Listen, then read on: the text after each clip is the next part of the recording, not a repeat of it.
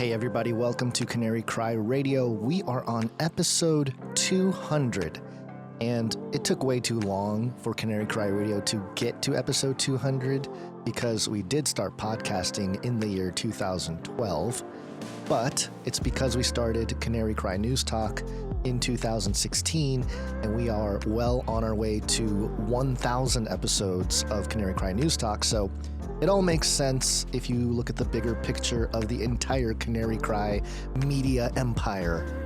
And as a perfect way to celebrate episode 200, we have the boys over from Fire Theft Radio, Chuck and Maverick. We had a great conversation about the podcast world, and they've been podcasting for 10 years now. So they are also fringe Christian podcast veterans who have seen the landscape change from what used to be a small corner on the internet to now adopted into the mainstream alternative media and in many ways tarnished, if we're talking about actual independent commentary on world events. So we'll jump to that conversation very shortly. I just want to remind you that Canary Cry Radio and Canary Cry News Talk operate as a value for value podcast, which means we're completely independent and we are listener supported entirely. In fact, the people who jump in and support, you're not just listeners, you're not just supporters, you are producers. You help produce the podcast. So if any of the episodes have brought you value, consider returning that value with your time, talent, and treasure. You can go to canarycry.support to learn all about it. It's the reason why we've been able to operate as a truly independent podcast for nearly 15 years. We reject the modern formats of advertising, and we reject the way in which money seems to control the narrative, control the messaging of many of the most popular podcasts out there. We refuse to bow to the spiritual overlords of your attention just so we can get more money in our pockets, but instead remain loyal to the mission here, which is to stay independent and to glorify God and point to Jesus Christ as Lord and Savior, completely shamelessly and at the core of everything we talk about, no matter if it's a conspiracy rabbit hole, giants and the Nephilim and ancient mythology, or advanced exotic technology, or the mind control advertising propaganda machinery. So go to canarycry.support to learn more. Look for Canary Cry News Talk if you are unfamiliar with that podcast and you're only getting us from the Canary Cry Radio feed. But without further ado, let's jump in with the boys from Fire Theft Radio, Chuck and Maverick.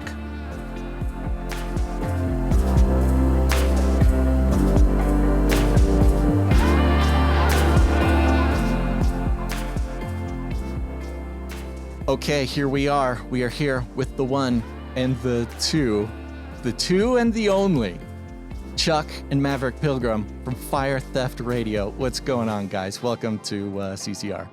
Thanks for having us. It's nice to be here. Your trailer looks so much nicer than the last time I saw it. Oh, thank you. I tidied up when we have guests, and this is really fun. You know, some of my personal most beloved podcast episodes in the world are when podcasters get to sit down with podcasters. You know, it's always a little bit of a different vibe than interviewing, you know, a researcher, some sort of scholar, some sort of learned, accomplished individual. When podcasters get in the room, you know, hey, we got nothing to prove. We got nothing to sell you. Don't worry. So here we go, folks. Look, if you've been in the Canarium, if you've been a Canary Cry producer for any amount of time, old timers, the OGs will remember Fire Theft Radio. And the show has gone through, you know, a couple different iterations, as have all of our shows. But with us, we have the co-hosts, the current magnificent co-hosts of Fire Theft Radio, Chuck and Maverick. Chuck, we have known you for quite a long time. Maverick, we've known you, the Canarium has known you for a long time too, but not always in the context of Fire Theft Radio. How are you guys holding up in this current iteration of the unraveling of society and the fulfilling of biblical prophecy? Go ahead, man. Wow, that's quite a statement to say. We're just kind of floating with it, but Yeah. and I feel like man, we were really consistent for a while there, Chuck. Mm-hmm. Week in, week out, putting in an episode. I think Yeah. both you and I have gotten just busy with real life. Real life happens off Yeah. mic, and Yeah. how many different times have we had just an amazing phone conversation and say we should have hit record? Should have recorded. Those are Should have the recorded. lost episodes, but Yeah. yeah, we're getting back into the swing. I think, wouldn't you say, Chuck? Back in the swing. I think so. Yeah. I mean, the show early on was, I think one of my favorite, it was supposed to be an insult, but one of my favorite comments someone posted on the show, like when you can rate the show or whatever. They said, this show sucks. It's Canary Cry light. Oh man. And I was like, actually, that's exactly what I'm going for. I'm not trying to go too deep. I'm not, I'm like, all right, cool, awesome. So he felt the vibe and it was correct. To me, that was perfect. So I wanted to be that because when I first started, I mean, it was one of those things where everything's new. 10 years ago, I was already looking into stuff even before that, but it was just kept inside me, asking the pastor weird questions. Pastor was like, that's not a question that needs answering, kind of thing. And what about aliens and what's up with these giants? And so Omar and I decided to, hey, let's do this podcast. I think I mentioned it on your show on Joyce Beersey. And I was like, what's a podcast? I don't know what that is. And he was like, oh, well, it's like internet radio, this whole thing. And then, had to figure out how that works and started the journey of like, let's talk about Nephilim and the weird stuff. And it was really cool. And yeah, I got to be quite honest, if it wasn't for you guys, literally because of you guys, I wouldn't, the show wouldn't have gone, because I would listen to one of your shows and then reach out to that person immediately and see if they would come on. You know what I mean? And then Perfect. Yeah. it was like one of those things. So for a while, pretty much if they were on your show, they were going to be on Canary Cry. So we've had everybody like, my first guest was Byron Rogers. I heard his testimony, which that episode is like by far my favorite Canary Cry episode, is where he gives so his good. testimony about him getting blown up, coming back to life and all that stuff. And I was like, well, let me reach out to this guy. And he's like, yeah, let's go. And he's been forever gracious. He's been on the show multiple times, even now recently. I've been working with him, and he works with another ministry called the Fourth Watch or the Fifth Horseman or something like that. Like it's a different, this guy named Stephen Prowse, he has like a thing, and we do these like, they had his ministry called Jesus and Beers, and basically these like motley crew guys get together, ex-Marine people and all these dudes that just want God, but they're not, they're rough around the edges. And it's been amazing. So like so much has spawned out of just listening to your guys' show, and it's just been a journey now, 10 years involved, and we're never fully too deep in anything, but we want to have the conversations, at least make room for the weird. And then as of late, we've just kind of tried to focus on how to evangelize to people. Maverick, he has his own ministry called Pursue, and he also goes to Uganda and helps people learn about the Bible and stuff like that. It's amazing. So there's so many things that have kind of grown out of just initially the fringe, but then it just turned into, well, let's get back to basics. And at the end of the day, it's always about Jesus. So we have to. I love it. I love it. There's so many good things in everything you just said. And I loved where you ended, because I think it's going to be a big part of our conversation, is like, where are we today? Now, you started Fire Theft Radio. For those who might not know, you guys started in 2016, right? I think, somewhere in 2016. And it was originally you and a fella named Omar. Omar is no longer with the show. Maverick Pilgrim came in to take the spot in about 2020, right? So, and it's so interesting. You mentioned, honestly, I can't remember if you just mentioned it now or you mentioned it before the show, but these eras of a podcast where it kind of slows down, or it kind of you know, just like life happens. And I feel like there's something with OG podcasters like you guys and us, you know, people have been doing it earlier than like 2020, where everybody in the world started a podcast in 2020, right? An era where you had to describe podcasting as internet radio because nobody knew what it was and stuff like that. But it's great because we're working real hard to encourage as many people as possible to like just get out there, do the podcast, do the thing. You know, we're in this new era. God is moving human history. You know, we're obviously transitioning into some new phase of human history here. And sort of time is running out. Like, now's the time to do the thing that God has been calling you to do. But podcasting is in this weird place because, of course, if you're OGs like us, or if you know, if somebody out there wants to start a podcast, you're kind of torn in two pieces. You're torn in two directions because the current podcast economy and market has kind of, it doesn't look anything like it used to. And I don't want to get too deep in the woods on like talking podcast business here, but I think this is relevant to everybody as we all try to navigate sort of the, you know, the internet and our own information spheres. Like, we're in this age where everybody has to take responsibility for their own information sources and their own cultural sources, because it's so fragmented and decentralized now, which has a lot of benefits. You know, we've all been convinced, everybody knows now that the mainstream media is like shouldn't be your source of truth or culture, right? We've broken that golden calf for pretty much even the most normie of people in the world. But then it kind of puts the responsibility on each of the individuals to actually take responsibility in their sort of media diet. And podcasting today is kind of wild when you look at it from the perspective of an old timer, right?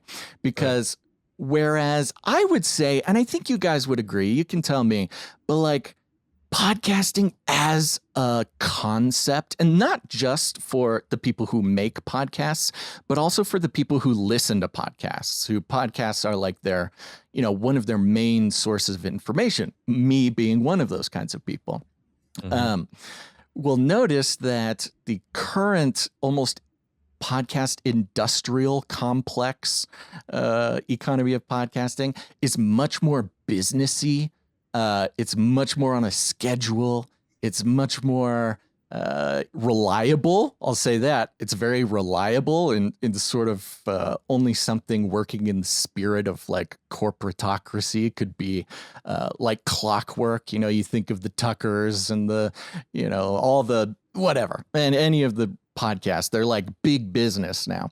But for the old schoolers, both listeners and podcasters, you know, podcasting was more like life. Right? It was kind of on a schedule, but you kind of had to deal with whatever was going on in your life. You know, back in the day, it was never really somebody's like real daily source of income. So you had to work around stuff. It was much more flowy. It looked much more like, you know, podcasting a way of life. And jokingly, I've been trying to make Canary Cry into a lifestyle brand instead of a podcast now, you know, because apparently in today's, I guess, podcast industry, it's not a podcast. You got to do a lifestyle brand, baby. That's the only way to make it happen. So anyways, you guys come from that. It almost feels like at one point it was sort of like the Get Ready With Me sort of move on YouTube. Right. But it was like getting ready with me flat earth, and so then you would talk about flat earth, like I'm getting ready to like figure out what I do with that. And look what I just found. Let's walk through this together. I remember our first flat earth episode was in 2015, and it's weird to think now that like there was ever a time in the like alt fringe internet community that even flat earth was like a new thing. But it was like 2015. We did one of our very first episode on flat Earth before it was a thing that even the weirdest conspiracy theorists were even talking about. And we were even like, okay, we're really getting in the deep end here. This is pretty wild. I don't know about this. But then, sort of famously from our, who was it? Who was our first flat Earth? Can you track that down, Guns? Mark Sargent. Mark Sargent. Oh my gosh, you just knew Maverick right off Pilgrim beating me to the punch. Yeah, wow, you Mark knew Sargent, right off the bat. I think it was 2015. I think we might have recorded in 2014, but then we published it in 2015. Yeah, early. So that was like the year it started to go kind of crazy with the flat Earth and it was, topic. you can even hear it in our voices in that podcast of like, whoa, okay, we're having some fun here. And then since then, we've been living in this decade, maybe more, of history where flat Earth is now just this, everybody knows about it, and everybody has a very strong opinion about it, and it's brought people together and it's torn them asunder, and it's it's this very big thing. And so we're looking at, and again, I don't want somebody to think that if I'm talking about podcast history and podcasting, we're going into kind of some like behind the veil stuff as podcasters, but this applies to everybody listening because we are living, this is the water that we swim in, right? This is the atmosphere that we're breathing. So it's very important to like recognize and remember these differences, because without remembering, and the whole system, this entire world is structured in a way to make us forget what happened yesterday and what was it like before. Because us forgetting that is very useful for whoever wants to control our future, right? So if we can all just, and I know I'm rambling here, but thank you for being patient with me. If we could all just remember that it wasn't that long ago, it's a long time, but it's not that long ago, where this kind of stuff was fun and interesting and wasn't a national security threat. And now we've moved into this era where podcasting is big business, totally co-opted. I mean, you could count, we don't have enough fingers and toes to count the literal proclaimed ex-intelligence agency people who are now famous podcasters. I got a list. Gons is keeping a running list. It's a continuing list that keeps growing. And so I think Tucker Carlson is actually starting to go down that list. He actually, okay, I'm not going to get sidetracked, but I was listening to a recent Tucker Carlson with an ex-CIA guy, and I think Tucker, he kind of gets now. I don't know if he knew before, because he always loves to play dumb, and it's really hard with him to catch if he really doesn't know something, or if he's just pretending not to know something. Famously, he gets caught in these all the time. But there was a one moment on his recent episode with a CIA guy where he was like, said something like, and people think that I was in the CIA. That's just crazy. I wasn't in the CIA. I just really wanted to be in the CIA. So that's crazy. Like trying to debunk his attachment to the CIA. Right. Anyways, not going to go into that. So anyways, we're in this new world where even podcasting has been molded into this machination of control. It's been, it's an add-on, a modular upgrade to the machine that is the system of control. And you guys have been experiencing, I bet, the same thing that we have, which is looking around, seeing, okay, weird. All podcasts, all the CIA podcasters, everybody's getting real red-pilled and mainstreaming that thing, sucking everybody in. And we seem to be now in an infinite loop of ever-increasing stakes of conspiracy theorizing. And if you're anything like us, and I think you are, you're looking around going, well, this kind of seems auspicious, and we should, what do we even do with this? If you're not careful, you're kind of like, we did it, we made it to to the mainstream because of us. We were the foot on the ground before this all exploded. But then, like, when you listen to some of these episodes, we had early on, I think, I'm not sure if Maverick was on that one, but I did a show with this guy. He calls himself Odd Man Out, and I called the show The New Right, because along that there was this attachment to, like, the first presidency of Trump, where this stuff started blowing up, where I can just tell that I feel like podcasters were kind of pretending or attaching themselves, in my opinion, to Christianity, because you have to be that in order to talk about these other weird things, right? So it just didn't feel genuine to me, where I think it was just more of a grift than it was anything else. And obviously I start, questioning it, because a lot of these podcasters have family in very deep places, and I'm like, "Oh, what a coincidence. Everyone's related to someone deep in the military or CIA and all that stuff." Yeah. I'm like, I can't, it's hard for me to trust this, and including like people like Russell Brand and stuff, and he's always defending his faith and things like that. And I'm like, okay, great. But I don't know. At the end of the day, of course, God knows their hearts and all that stuff. But I'm not going to take everything you say just without questioning it, because it seems like it has a different agenda. Especially the political takes, right? Right. It's one thing to kind of not get in the way of them sharing the gospel, but then that doesn't mean you have to take their political takes. And I think that's the poison pill, where it's because they always bring. That's what I was noticing. The New Right is they were bringing you into this category of politics, and that was my point. Thanks, guys.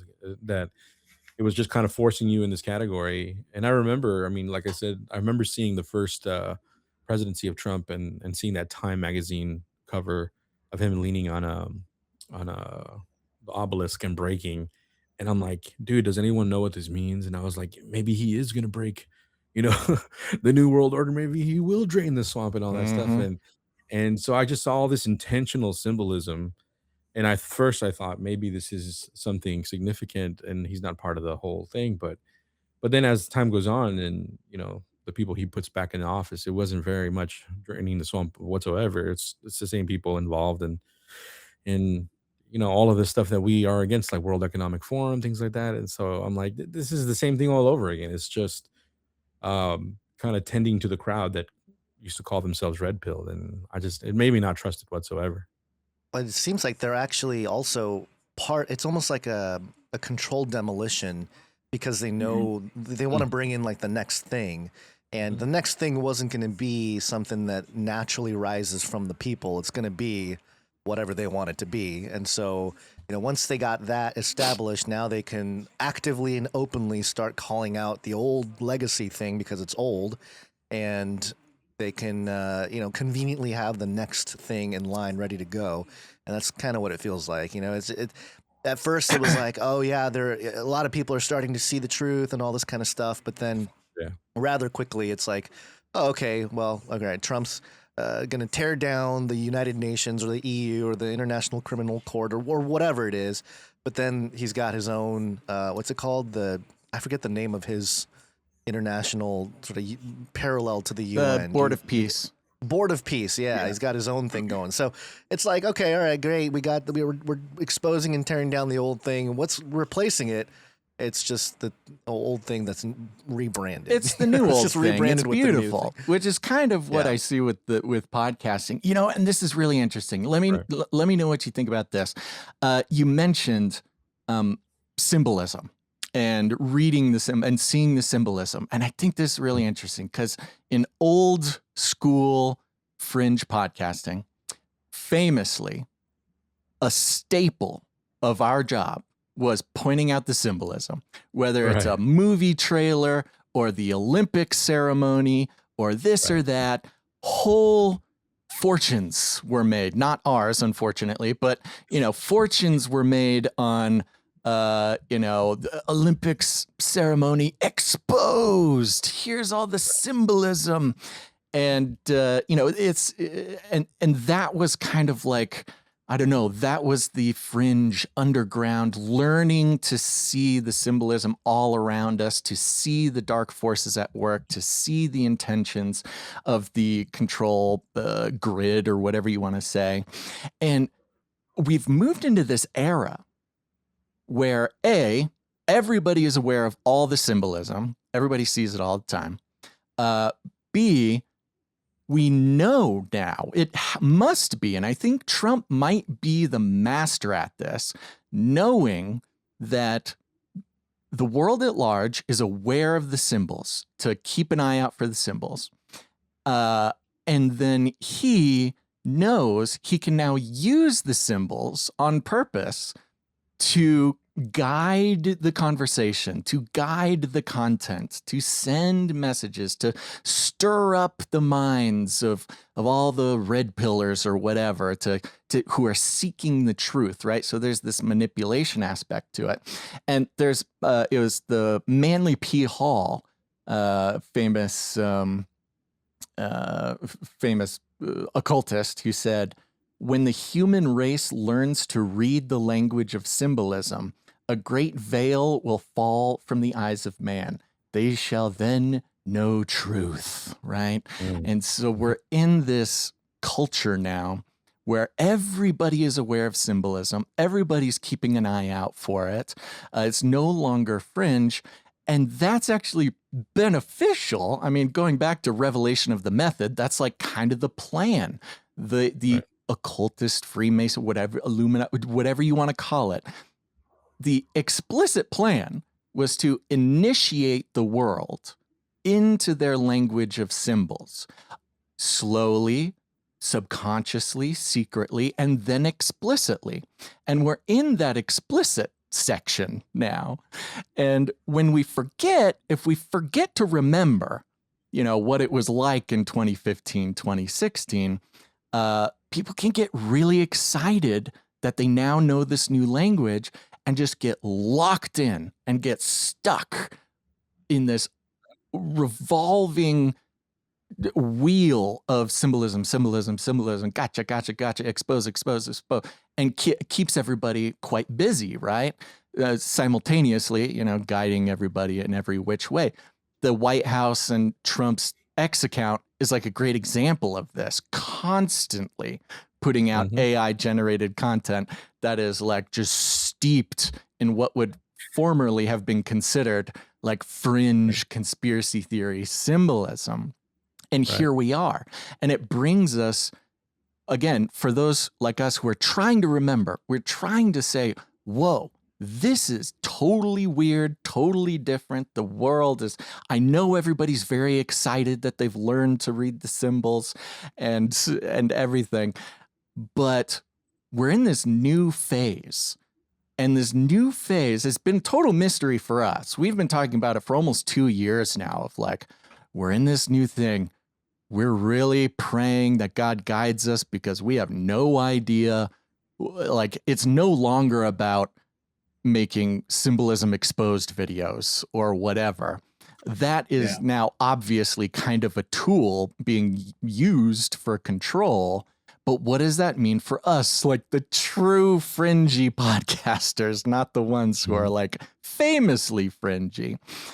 So have you guys experienced, what is this new era like for you? I mean, does that bring anything to mind for you? I think you're right. The playing field is almost changing. It's like we're changing a game. It's like we were playing tennis, but now we're playing polo. No one knows how to play polo, but you still have people running around with their tennis rackets trying to figure out what's going on. And it's like the game totally changed. So I don't know. There's those pivotal moments, I think, that change everything. So you've got 9/11 was a big one. I think people forget we had big terrorist attacks before that. People forget Oklahoma City. People forget a bunch of other things. But there was something about that event that everyone got on board. Everyone changed. COVID was another one. COVID was weird because it was not a thing. It wasn't a thing that fell down. It was instead all of us were trying to deal with the fact that it was almost a battlefield of the mind. And it kind of changed a lot of those different things. And Chuck, we had talked at one point about having a graduation ceremony. I think we even talked about inviting you guys to come to graduate UFOs and aliens to no longer being fringe. They've graduated to just being normal now. We're just normal. We just talk about aliens and UFOs. So and it was so weird when you had Disclosure Day in theaters, and at the same time, disclosure is happening and no one seems to care. Yeah. Right? Official release of UFO information was always supposed to be this big, massive, pivotal societal thing. But they systematized it. Here's a website, you can go see it. Oh, hey, the new UAP stuff dropped. Did you look at it? Not really. What's going on? No one cares, which I think is what we talked about, Chuck, years ago, that the disclosure will be soft and it will be forgotten. You almost won't even notice it when it happens. Exactly. Right. Yeah. And I think it's a big deal that today or this weekend, the biggest movie in the world is going to be Spider-Man. And if you compare Spider-Man's head to a classic alien, he looks exactly like it. So we now have this society where if a freaky alien that used to scare people in the 90s with X-Files showed up and just kind of looked red, all the kids would run to the alien and be like, Spider-Man. Yeah. Like, it's very weird. Like, we're in a weird spot. That's interesting. Anyway, sorry, Chuck. I hadn't considered that. We did a show. It's called... We were supposed to launch a whole series called Secret Psyops, but it never came into fruition. But the whole point was how kind of what you were mentioning, Gons, that we see them taking topics that we want to talk about and deconstruct them until they're watered down, and it's almost like nonsense, and it usually veers you in another direction. Because I remember I went to go see Disclosure Day, and I thought it was terrible. It was a horrible movie. It didn't even feel like a Spielberg movie. It just did nothing for me. It was absolutely garbage. And I told Maverick about it. And then we kind of went into this thing where we've noticed it before, where I feel like it was garbage on purpose. Like, it just gets drowned out because, Spielberg was talking about how it's going to make Christians question their faith and everything. And I was like, really? Like, is it that good? Whatever. And the only thing near that got me to question even aliens was probably the Fourth Kind, I think it was called, where the marketing behind it was like, this is real. Like, all the videos are from cameras. This is all like, they never really told you that it was fake until after, like way after. So everyone just went in there thinking this is real, and most people went on and spread that to be a real story. And I think that's a much more effective way, where you just don't tell anybody, you just do the thing. And this was like reverse, and I was seeing the movie, and there's a trend of symbolism I'm seeing is they're using deers a lot in these movies that are coming out. Deers. Deer. The animal. And for example, Leave the World Behind, that movie that was, I don't know if you guys saw a Netflix movie called Leave the World Behind. The Obama apocalypse movie. Yeah, that one. And, I looked up why the director used deer, because every time, there's deer all over the place in that movie. And he said, it was a symbol to be like some sort of harbinger of chaos, to kind of like all of that stuff. And then in this movie Disclosure Day, when the girl gets abducted when she's a little girl, she sees a deer appear in her room, and it was supposed to be to make it easy for her to accept the fact that she's going to be taken. So it's basically just, Yeah, it was like a Disney animal kind of thing. They were making this connection between deer and Disney and calming the child to abduct them. Yeah. Right. And then I start to think to myself, and God always does this, I think it's a God thing for sure, that I'm like, I wonder what's up with the deer. I forgot what other movie I saw. And then I'm just kind of, trying to find a show to watch with my wife. And then she's like, oh, what if we watch True Detective? And I saw the first season of True Detective. Yeah. And the whole thing is based on the murderer. He crowns people with deers. And he puts that little boy lover portal symbol on their back, that the FBI symbol for boy lovers, and that portal symbol. And that whole it just kind of started connecting, where I'm like, dude, you're seeing Sweet Tooth the deer. Sweet Tooth, that was another Sweet deer Tooth is one. the hybrid. I'm seeing the That's a great True spot, Detective by one. the way. And I think you're touching on exactly where God has us. It's no surprise that guys like us are not liked by the algorithms, right? The algorithms do not like us. They hate us more than anything. We can talk about, how much we're persecuted by the algorithms from day until night, and everybody understands it. But yeah, in this symbolism conversation, everybody's been initiated into the symbols, and now they're using everybody's fixation on symbols as sort of a distraction. And this is, the people are, look, 10 years ago, if we spot an all-seeing eye or a checkered floor or something like this, that was like, oh, there it is. Look, guys, here it is. Okay, this is what you look out for, right? But in 2026, nobody should be keeping an eye out for the obvious symbols. I mean, they're not trying to hide the obvious ones. If they're using the obvious ones, it's because they want to be obvious, right? It's part of the initiation. They put in the checkered floor, they put in the all-seeing eye, they put in the spiral, they do this all kind of on purpose.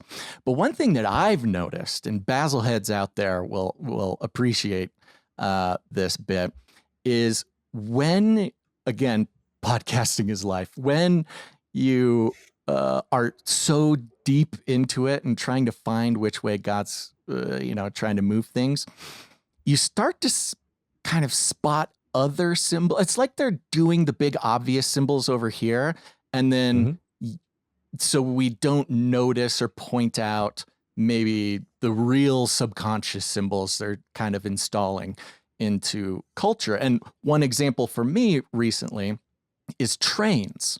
I suddenly, kind of looked around and said, oh, they're kind of reviving trains, not just as a thing, but as a concept, as a symbol of, I don't know, manifest destiny or whatever it's supposed to symbolize.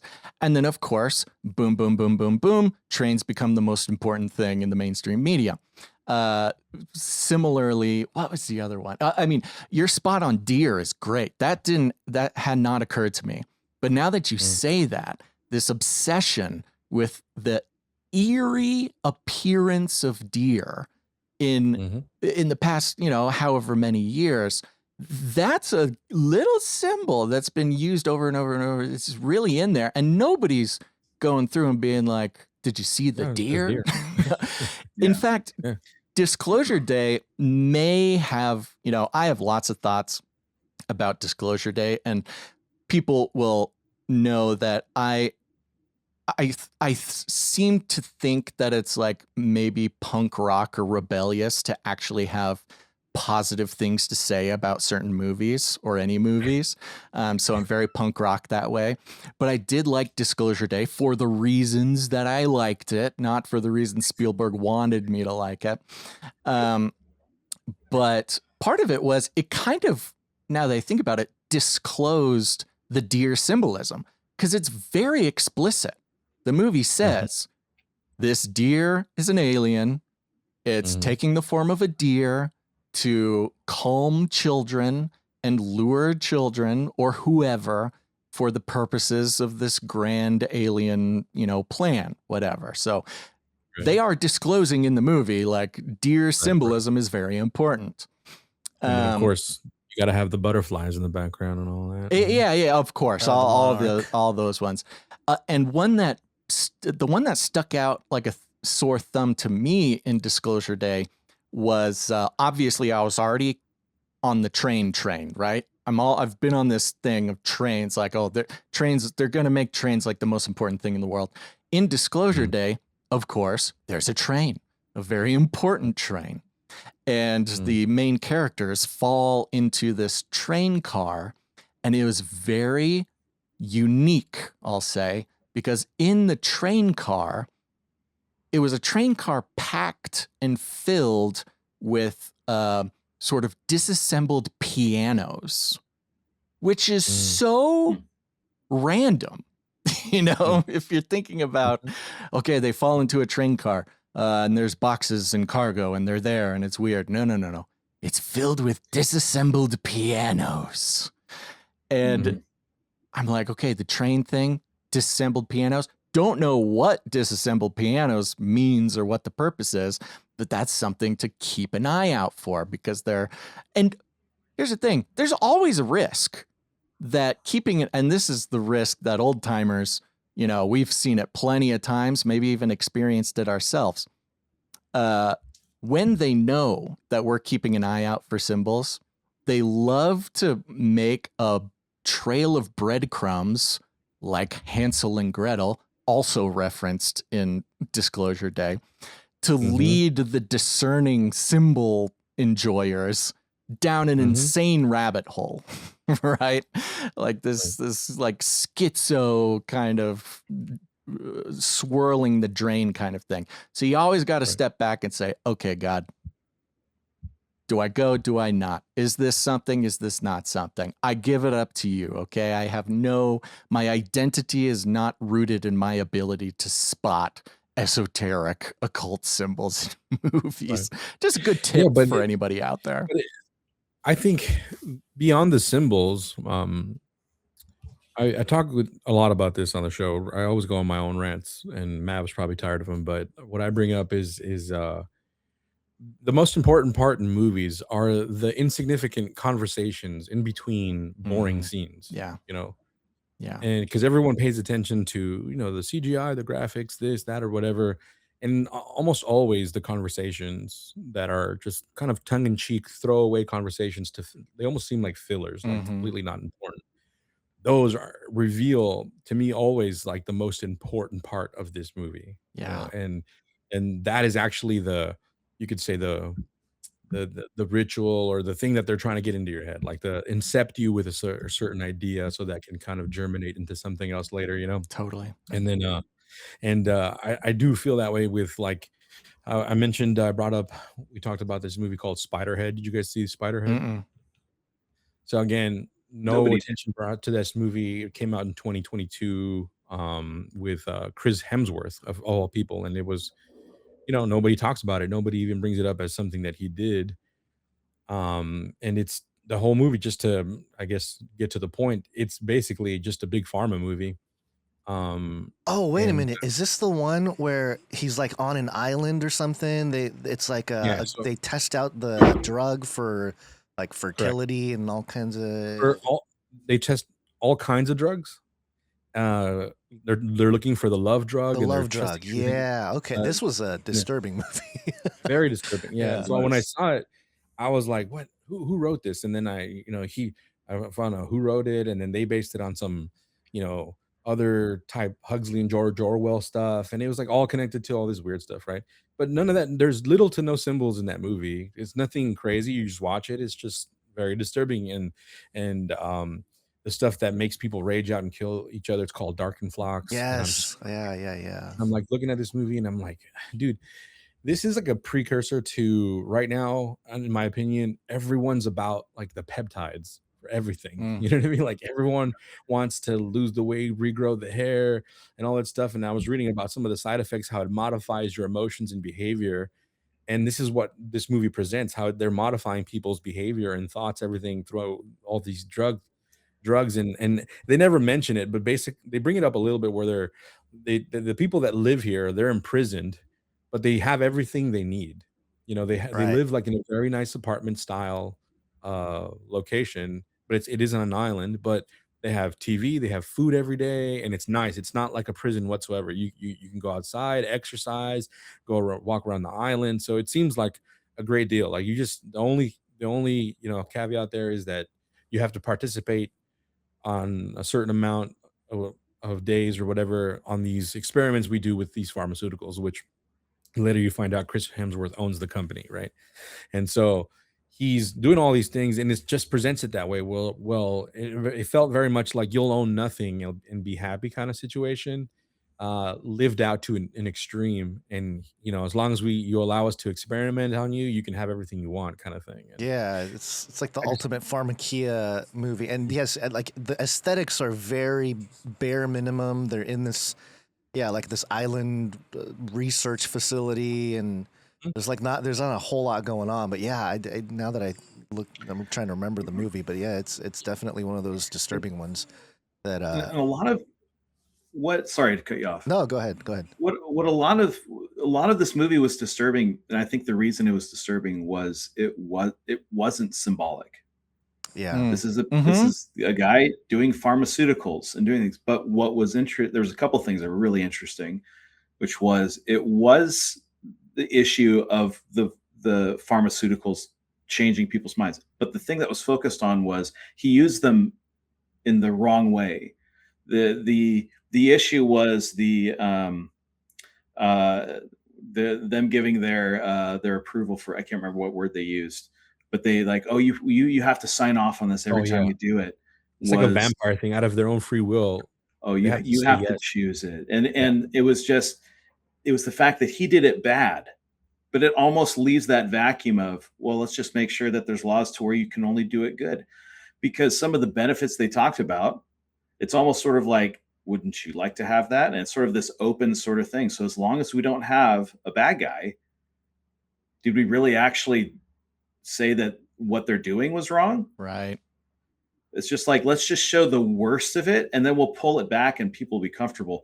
Not to completely change the topic, but it actually feels a lot like the current sexual ethic. If you talk to a lot of Christians, their position on homosexuality has softened so much because all of the focus was on trans sexuality. Mm. And so they found allies, quote unquote, with people in the homosexual community. So it's almost like the tide went so hard that if we just pull back a little bit, a lot of those people now will be fine with just a little bit of homosexuality. That's fine. Yeah, there's As much long as it's higher not trans. stakes than that. And So, you know, so it's the waves and the tides going in and out that slowly move us one direction. That's what this movie felt like. Well, isn't this whole thing bad? It's like, well, actually, some of this people are kind of into. It's just so as long as you don't kill people or hurt people, we should be okay. And I almost feel like it pulls Christians in the same way, where we lose our discernment because we become pragmatic. Oh yeah, that's the book. Okay. George Saunders. This whole movie was based on George Saunders. Yeah, the 10th of December. They're Yeah.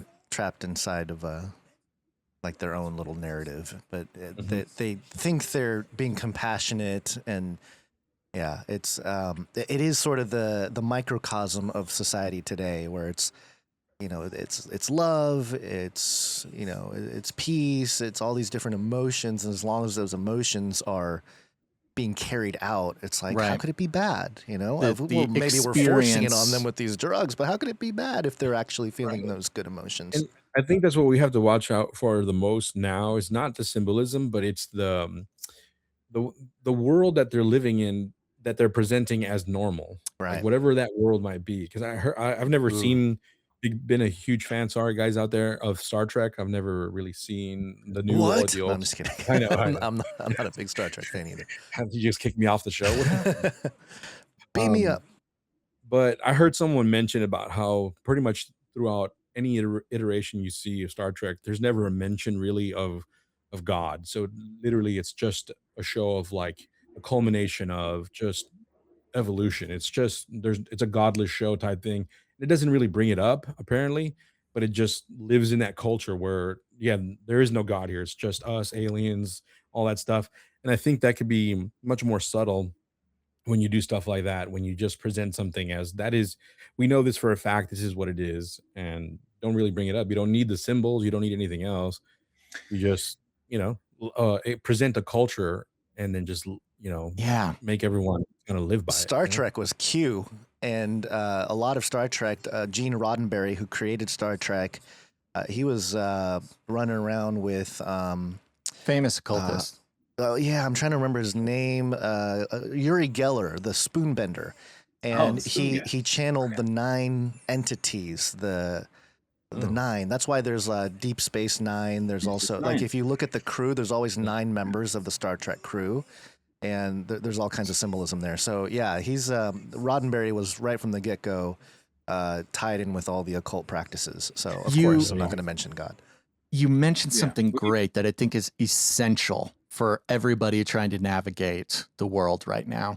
And that was, you know, in movies, it's not about the symbolism. It's about in between. It's about the boring liminal parts of the movie, the little quips, the little mentions, the stuff that isn't supposed to grab your attention, but you've just been flooded with, you know, brain chemicals by watching this action scene, and then right afterwards something boring happens and you move on, right? But it's, you know, the action scene is sort of like preparing you to accept or to process or subliminally ingest whatever the boring scene is, right? There was a funny one. I still don't really know. One that stuck out just as an example of that to me, and I don't really have anything interesting to say about it, but it was just a weird little mention in Disclosure Day. Again, I think it was like either right before or right after the train scene. The woman just says something about like, oh yeah, and I did ketamine in college, and then just moves on. It's just so random. And she's the woman that all this is happening to and stuff. I've noticed that too in so many movies. That and the use of ayahuasca and stuff. Like, it's just and I'm just like, oh, that's very interesting. They're just sort of like trying to make a little connection, just planting a little seed of just like ketamine in college. Okay, and moving on. And then it goes on. It had nothing to do with anything. She just sort of mentioned it. But yeah, like you say, in the movies, it's not about the exciting parts. It's about the in-between parts. Our obsession, all of our obsessions with symbolism, now that we can read the language of symbols, and we're in this age where, the machine uses these symbols to distract us rather than actually communicate helpfully to us. It's the things now in between the symbols. And it's not just in movies. It's like also, I mean, that's how we should be, I guess, going through life in this culture right now, right? Whether it's a big headline or it's another big political theater moment or it's another big current event, right? They want you to focus and dissect and analyze the big things, but really it's the things on the in-between that are the real kind of programming language of society, the social engineering, right? Which is why for us in Canary Cry News Talk, we've kind of, and some people like it, some people don't. And it's obvious that, there is a hunger out there just to hit the big headlines and be included and feel like you're part of the big story. But we've kind of felt ourselves drawn to the in-between stuff, not the big headlines, not the big stuff, but the programming in the middle, the age of re-enchantment, why are they talking about ketamine so much while there's a bunch of school shootings or something like that, whatever. And, for those of us trying to navigate this weird part of human history, I think that's a really good strategy for avoiding getting sucked into that sort of cognitive control or that cognitive guidance that they work so hard and they're so good at herding. It's like they're herding cattle, but it's not just our bodies, it's our minds, right? They're herding millions of minds in all these creative ways. And if you want to try to step out of that, even as a Christian, like I'm saying this to myself, even as someone who considers themselves a learned fringe, paying attention type of person, they lay out this red meat so specifically that we should see that for what it is. Like in the Odyssey, when the soldiers, the witch, lays out the feast for all the soldiers. Here it is. Here's everything that you hunger for, right? Or like Pleasure Island in Pinocchio, right? Pleasure Island, which was not just like, here's all your virtuous pleasures that you can participate in. It's the drinking, it's the smoking, it's the debauchery of the world given to you as, like you say, the default sort of thing. And in Pinocchio, they give you all of these carnal pleasures because it turns you into a donkey, into a jackass who can then go work in the salt mines. It makes you a good worker for the system, right? And this is not new. Yeah. This is an old idea as well. I was just reading Pilgrim's Progress to my kids last night, and it's where the pilgrims make it to the Vanity Fair. It says there that specifically the enemy placed this amazing city right after this valley of despair valley of darkness they go through, so that the pilgrims were tired. The pilgrims were just looking for any kind of comfort. And then if they visited Vanity Fair that had every kind of beauteous comfort you could think of, that they'd be tempted to stay. And if they stayed long enough, then they would actually look at other pilgrims and try to convince them to stay as well.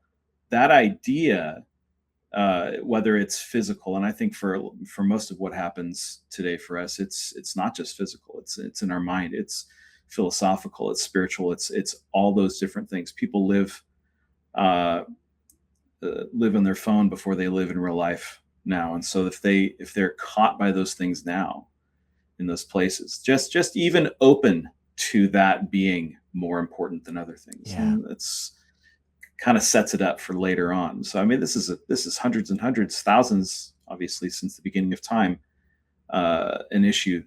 This idea of distraction and being pulled in by not the evil, but by something good. Yeah, we've come to such a fine tuning, in my opinion, about how we approach podcasting, because there's also, I've seen podcasts that were like initially in the fringe and now they're completely against it, and they're saying stuff like, don't you know that they want your consciousness to know this, and you're helping the ritual come true with your consciousness and all that stuff and things like that. And I get there's a reality to that to an extent, but I feel like in the end, especially as a Christian, you doing his ministry is going to trump whatever ritual you think you're promoting by, you know what I mean? So that's kind of an absurd statement to me, to say like, wait, so now you're saying the ritual's stronger than your ministry? Right, like, that doesn't make sense. Like like God's hedge of protection around you can't handle the occult rituals around you. Yeah, it's kind of similar to some guff that I've gotten in the past about, our Burning Man research project. Like, just by setting foot in that place, I become defiled, rather than, stepping foot in that place covered in a hedge of protection, and where I go, Christ goes, to be salt and light. And so my point now is, I've realized, because I came from, early, I think I mentioned on a show, we were practicing on your Joyspiracy. We were practicing ritual magic as a practice in our house. And then we went to a church that, was kind of mixed Brazilian ritual magic with Christianity. And, I was amongst all this, what rituals look like. So when one thing I noticed is, when I'm looking at stuff like when people talk about frequencies, and there's Christian people talking about that, and your body has frequencies, and then your clothes has frequencies, and you can cancel out frequencies, and this is why you're depressed or this and that. And then I'm like, now I'm living out my life ritualistically instead of by faith. Now I have to do all these things to live like a blessed life. Like, no, God put us in this time and place, and specifically because we can overcome this in Jesus Christ's name. It's not like I'm gonna have to do all these things. Like, he's protecting us from so much, where it's like, dude, stop thinking that you are going to be affected by every single thing, that you have to tune your show to whatever hurts so it can be more received or whatever. Like, what are you doing? Like, what are you doing? Like, is the Holy Spirit in charge of your ministry, or is it all of these things you got to do? It doesn't make sense to me. And sorry if someone does that. It's just me. This is how I'm living things out, but it's just, I want people to live their faith outside of this idea that it's ritualistic, where you have to have, like for example, family members of mine will not pray for someone unless they have anointing, like holy oil. They won't pray for their healing or whatever. And I respect that, because I've seen it work and I've seen miracles happen. But I've also seen and heard miracles happen with just praying together in a circle, putting a hand over a shoulder, praying for someone in another state. I didn't even need to touch them. It's just one of those things where it's like, you can't limit God with any of these little things that you think you might need in order to make your ministry better. And that includes podcasts.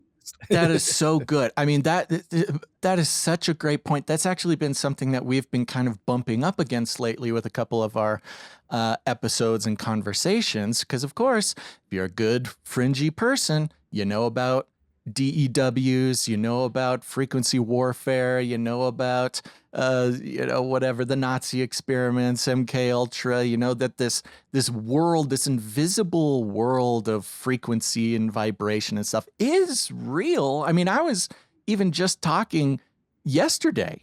I was on a train and had this experience, and it made me wonder, like, weird, there's all these spinning iron parts on a train. Like, I wonder if the weird magnetism or Teslonian whatever is going on to affect people in the train.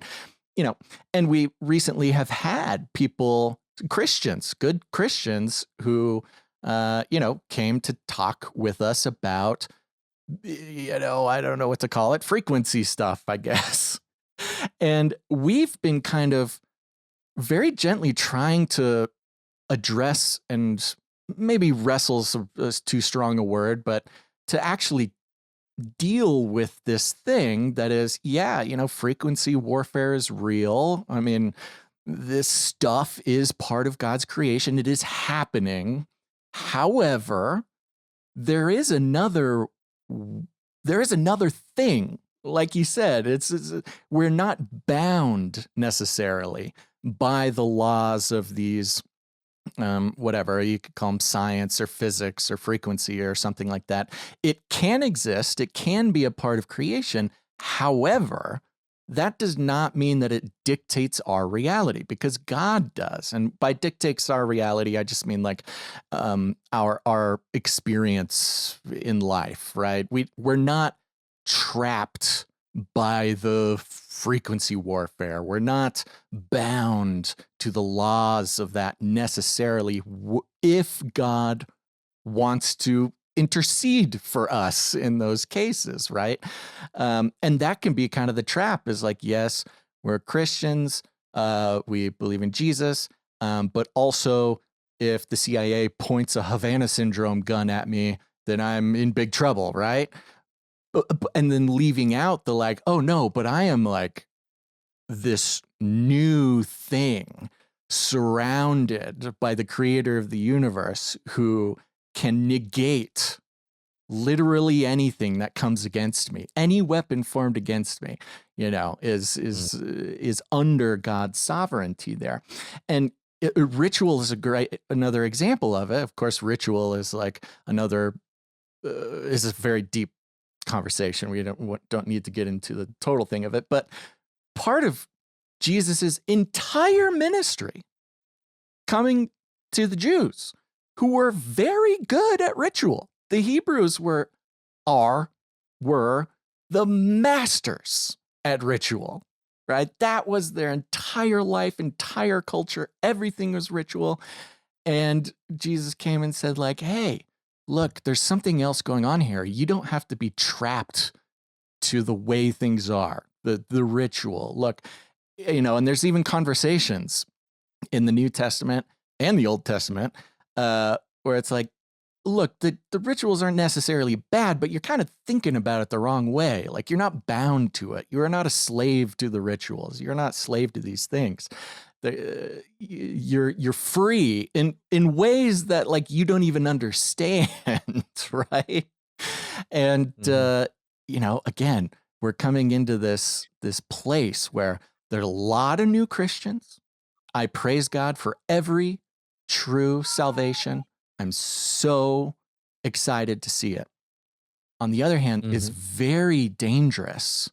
It's a very dangerous time to be seeking truth, seeking Jesus, because there are Well, I remind so those many new different Christians. things. Sorry. No, go ahead, please take the wheel. I just remind a lot of these new Christians, because listeners will email me and they'll say like, "Hey, I came to Christ because of a flat Earth episode or something like that," And I'm like, "That's great that you came to Christ, right?" And but now can you stay in Christ without that subject? Yes.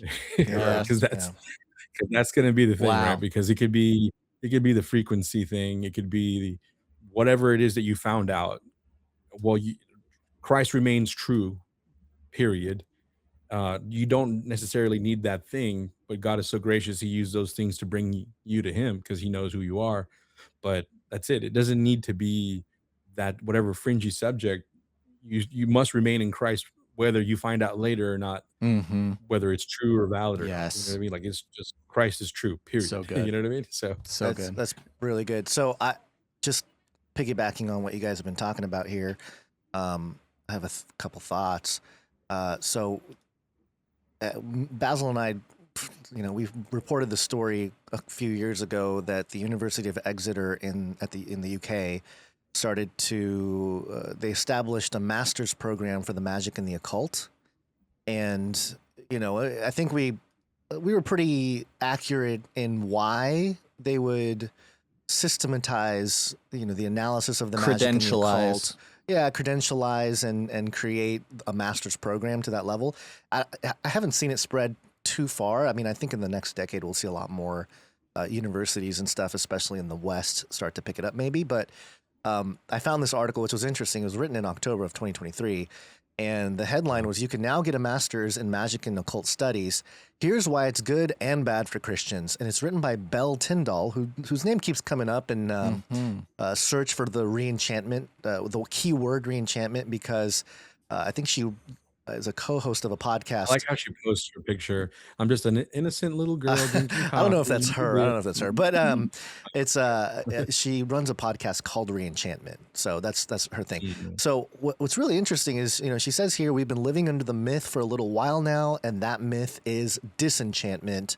And then she says, I know that disenchantment is a myth because I just happened to co-host a podcast called Reenchantment or Reenchanting. And she says she's a degree in biblical studies. She says a book, she studies a Bible, a book where donkeys talk, virgins have babies, and when the Son of God rises from the dead, you want magic, I could give you magic. And so her point in this little article, her little opinion piece, is that the good of it is, hey, the world is sort of catching up to supernaturalism. I think she says magic, but I think what she means is more like supernaturalism, which the Bible has always... Yeah, the Bible has always sort of been there with that. She's conflating it. Yeah, it's conflating it a little bit. Will you put the link to that in our document? Sure. That looks like a great there's article. there's an interesting thing, because it was not Christianity that removed enchantment from culture. That was secularism, materialism that did that. Right. So it's funny that, okay, there were Christians that were sort of more so advocating for a Christianity like that, but why all of a sudden do we flip it and make it was the Christians who de-enchanted culture? That wasn't Christians. That is such a good point. That is such a psyop. Secular. Yeah, it's the psyop, the great psyop. Hold on, I gotta open Clay, and then I'll just as a mention while you open Clay. I've been reading again through the Book of Acts, and man, just God has been just really doing a good work over here. And reading through the Book of Acts, I am shook by how many times in the Book of Acts the apostles or whoever come up against magicians. And throughout the entire Book of Acts, they are always coming up against magicians. And sometimes it's, professional, vocational magicians. Sometimes it's, different kinds of magicians. Sometimes it's just magic. One time it's the craftsmen who craft idols. But you read through it and it's that, they talk about it. There's this connection between magic and economy. Every time the apostles come in contact when they're walking around spreading the gospel, but also, the Holy Spirit is doing things through them. They will come up against magicians or magic or a culture or something, or craftsmen who are involved in making the magical objects, something like this. The apostles are constantly interacting in a world of the supernatural, of magician, of practitioners of magic. They lived and worked and spread the gospel and did miracles. And often these magicians are like, wow, you guys really are powerful. That's pretty cool. Like the magicians are stunned by what God is doing through the apostles. And it's not that the apostles are doing better magic, right? They're not doing cooler supernatural, they're not doing anything. God is doing it. And that's like this through line of Acts of like, yes, magic is real. Magicians are astonished by the powers of God, and they want it and they want to buy it. And every time magicians or magic or whatever comes into the story, it's also connected to money. There's an economic aspect to it. Mav, that reminds me of one of your Uganda trips. Do you know what I'm talking about? The first one when you spoke on that they don't like when you go there. Oh, you talking about the witch doctors there? Yeah. It's kind of crazy. Well, going to Africa, there's obviously a different cultural bent. The enemy who has different strategies in different places, but this is something that's real. It's not, you can go get your degree in it, but then there are people who are practicing it.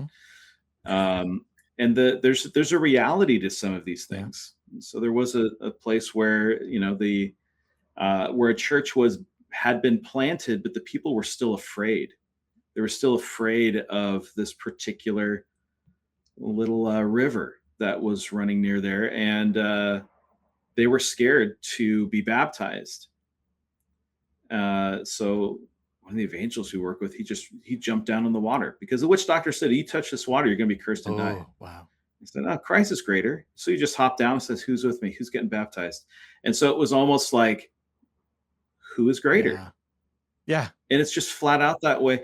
Just reading that article, there are far too many Christians that we rub shoulders with, bump into, who do treat Christianity like it's just a different brand of magic.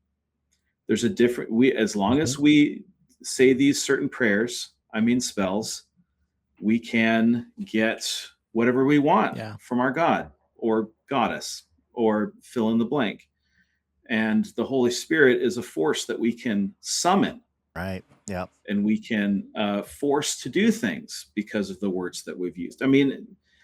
You just listen to how people pray and how people talk about those things. And it's essentially a different kind of magic for a lot of people. So this doesn't surprise me at all. Yeah.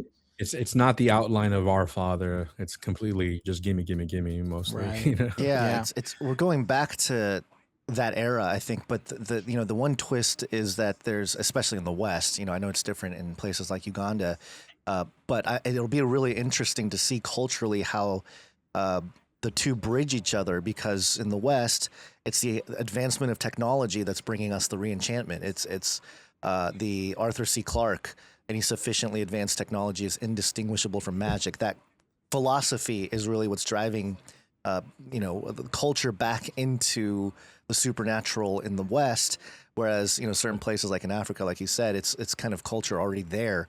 So I'm really interested to see how that bridges. But go ahead. Black Panther, baby. I know.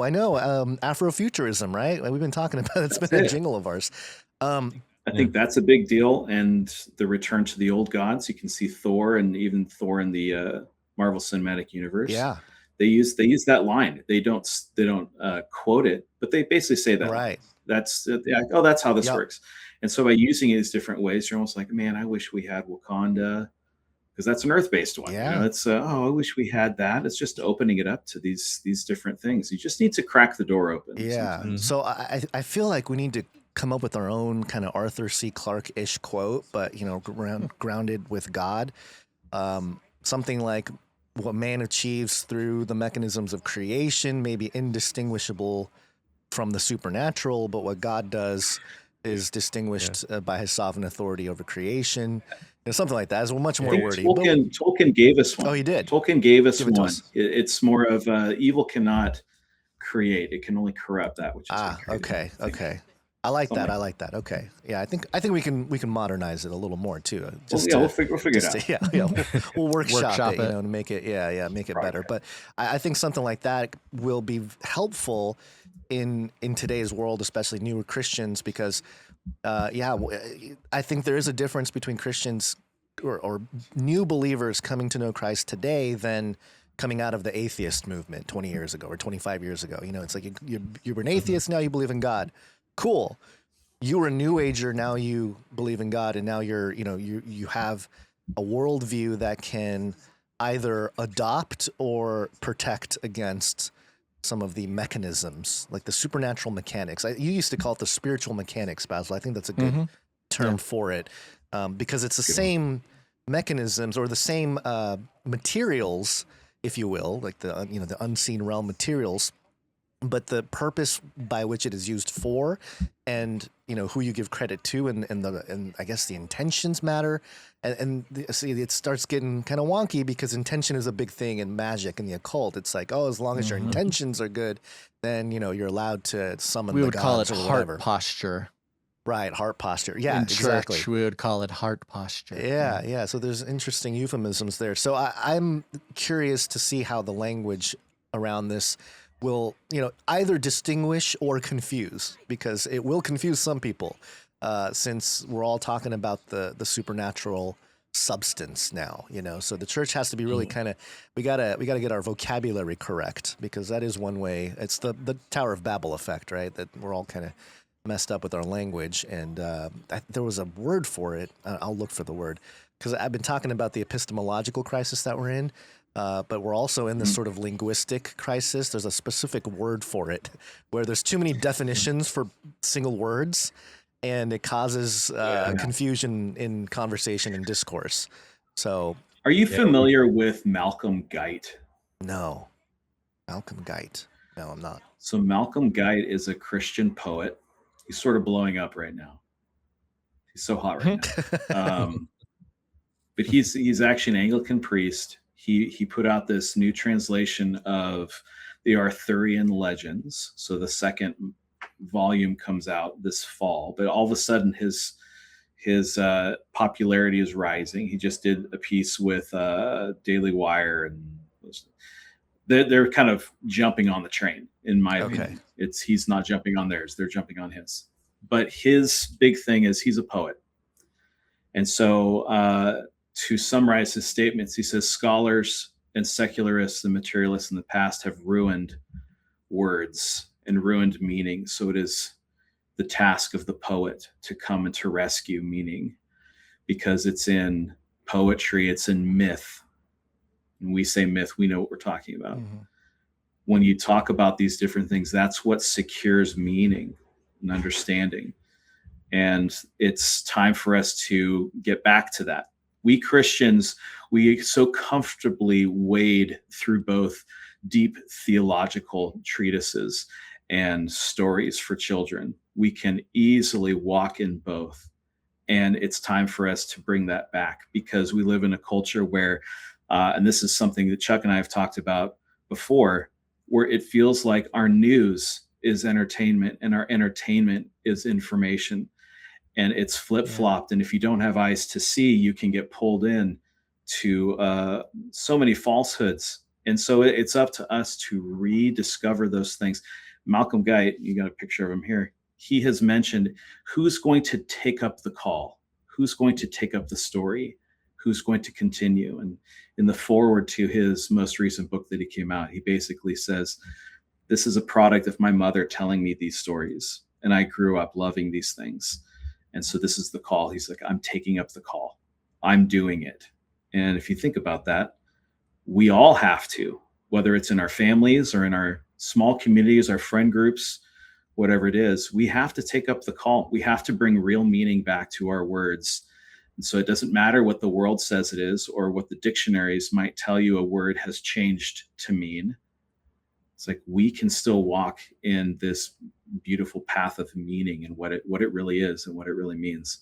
And maybe we are some of the only ones who can do it with one foot in this world, but one foot in the kingdom of God. How do we do that? How do we translate that? That becomes our challenge in all of our contexts. I like that. Guite, wow. Guite, Malcolm Guite. Yeah, interesting. I'm I'll have looking to at check it his out. stuff now. Yeah. That's I think, very interesting. One of the main reasons, in my opinion, God uses sort of like archetypes and these stories, the way he tells stories, Jesus in the New Testament, is for the same reason, because so many things can get lost in translation. But when you use archetypes and these stories that are like just hold up all the time, they'll always mean the same Yeah. thing, which is why everyone tries to write movies based on biblical archetypes. Yeah. You know, everyone has that thing. It's just you can change the words around, but at the end of the day, these are meta, and they'll forever mean something that they intended to mean, and you can't mistranslate them. You know, so It's And when interesting you movies- bring up Definitely. when archetypes. movies Interesting. don't use archetypes, this is something I've been noticing recently too. They totally flop. Yeah. When I go to these movies, again, I'm kind of doing so with an analyst's eyes or whatever. And I'm like, okay, let's see. And I'm like, I'm serious. I saw the new Minions movie. And if you want to see the most archetypal, esoteric, gnarly movie, just absolutely filled to the brim with like ancient symbolism and archetypal Jungian, communication, watch the new Minions movie. It is crazy. But I've also noticed when movies don't work in that, again, just the spiritual mechanics of archetypes, whatever, the spiritual language that we're so used to, I guess, they absolutely flop no matter how much money it took to make, no matter how beautiful it is, no matter the marketing. And a great example is the recent Supergirl movie. I think that's what it's called. Yeah, Supergirl. Yeah. And I'm watching Supergirl and I'm going, wow, they really pulled out all the stops. The graphics are great. Everything's great. It's like 5 acts long. Like it's a very complex story and they're just really going for it. They've got all the stars. I'm like, this is really, they were proud of this one they put together. But I'm watching it. I'm going, oh, wow. They're very specifically leaving on the cutting room floor any even symbolic reference to the classic archetypes. And, that I'm not even talking necessarily about like tarot or any, kind of like whatever esoteric system of archetypes, just in general. And it's, I imagine that them making this movie at this time now, they're trying to like, no, we must leave the past behind. We don't need to operate in archetypes. We'll create new mythologies that we will use to guide the people into the future. And it's just a beautiful, well-crafted, technical masterpiece of a movie that is totally flat. Zero depth at all. Zero People aren't ready. anything. The people aren't ready for the new mythologies. It doesn't even there needs to be some attempt. familiarity with the old, Yeah. or it's not. It gonna doesn't work. even attempt to like grab your subconscious in any sort of way. And I'm like, wow, that was a big swing and a big miss. And famously, that movie, very publicly, is a huge disaster. Nobody liked it. Right. I think what you're also sort of noticing is the difference between basing something on a value versus basing something on a virtue. Those are not the same. And when you look at classic virtues, there are things that ring. They ring true, and they ring true 1,000 years ago. They ring true today. And that's why you can take it. Well, we'll use the Odyssey. You can take a story like the Odyssey, and even in its sort of reinterpreted form, big parts of that movie still work. They still work out because you're still dealing with some of these big questions of virtue. Values are almost democratized truth, which doesn't work. It's we all had a vote and we're all going to do this, and it counts on you agreeing with something, not necessarily because something is actually true. That's so good. And that's, I think, that's different. That's so good. I, again, to reference my own punk rockness, who has something good to say about all the movies that people hate. The Odyssey, obviously, everybody's like, it's the worst movie in the world. They totally messed up the Odyssey. It's bad. It's blah, blah, blah, blah. And I'm watching it going like, oh, this was very clever of them. Because just like you said, the values, people are stuck on the values, specifically with the casting, right?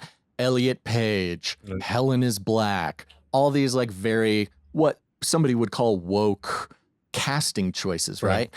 And that's values. And so you've got all these like red pillar, podcasters being like, the Odyssey, they broke the Odyssey. I can't believe they messed it up so bad. Helen wasn't black. And it's like, guys, Right. you are, Dude, you're if I see you're another missing the good part. conservative And smoking a cigar telling me not to watch that, I'm oh, so tired. dude, it's crazy. And again, I'm not going to get into the Odyssey, but I'm telling you, I walked out of the Odyssey going, wow, they fooled everyone. All those casting choices, those value-based casting choices were a big trick, much like Steven Spielberg with Disclosure Day saying, oh, Christians, you're going to have a hard time with aliens. And then you watch the movie and you're like, what are you even talking about? Yes, marketing, but very clever trick to make sure it gets installed, the message of the movie, the symbolism of the movie get installed into as many people as possible. Same with the Odyssey. All these woke casting choices, if you're getting mad about it, you are totally missing the point. Throw that away. We are past that. Okay? Get over it. You watch the Odyssey, like you said, there are devastatingly serious, deep parts of that movie that Nolan and whoever's in charge of, programming the population with that movie, really masters of their craft, because the virtues in that film, which, of course, stem from the original text, they're basically said like, okay, this is societal reset. All that great reset stuff you're talking about, all this, all that. Here is all the virtues, the archetypes, all the social engineering coding to let everybody know, yes, we are resetting society. Here it is. Have some fun, right? It was crazy. And then to see the comments about the movie, I'm like, oh my gosh, again. Yeah. I've been trying to see it, but it's been sold out. The only 2 IMAXs here in SoCal are sold out. Yeah. Well, it's the same thing. Everybody's so distracted by the symbolism of the casting, the symbolism, that they're missing the in-between parts. And the in-between part of that movie, again, I'm not saying that it's like, God, like people are going to get saved for the movie. That's not what I'm saying. What I'm saying is like, there's very serious, heavy engineering going on, archetypal, culture shifting communication in that movie that people are totally getting distracted from, which means that they are being programmed.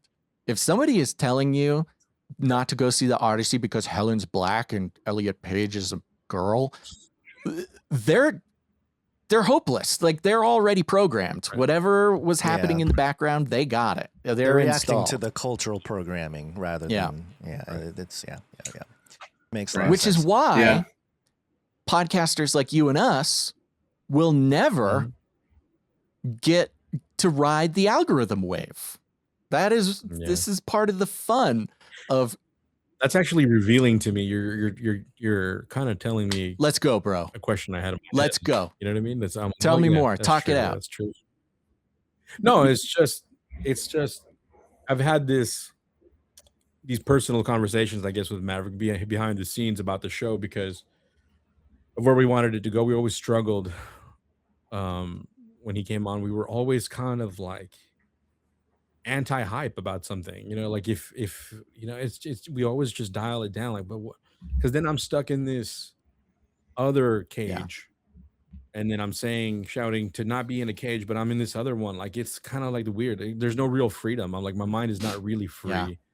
And while we're talking about being outside of the matrix, but yet we're in another matrix, it's just kind of like so it kind of hurt to downplay certain episodes because obviously you want people to listen, you want people to download it. I know exactly what kind of episode I can make to get great downloads, but I don't want to do them.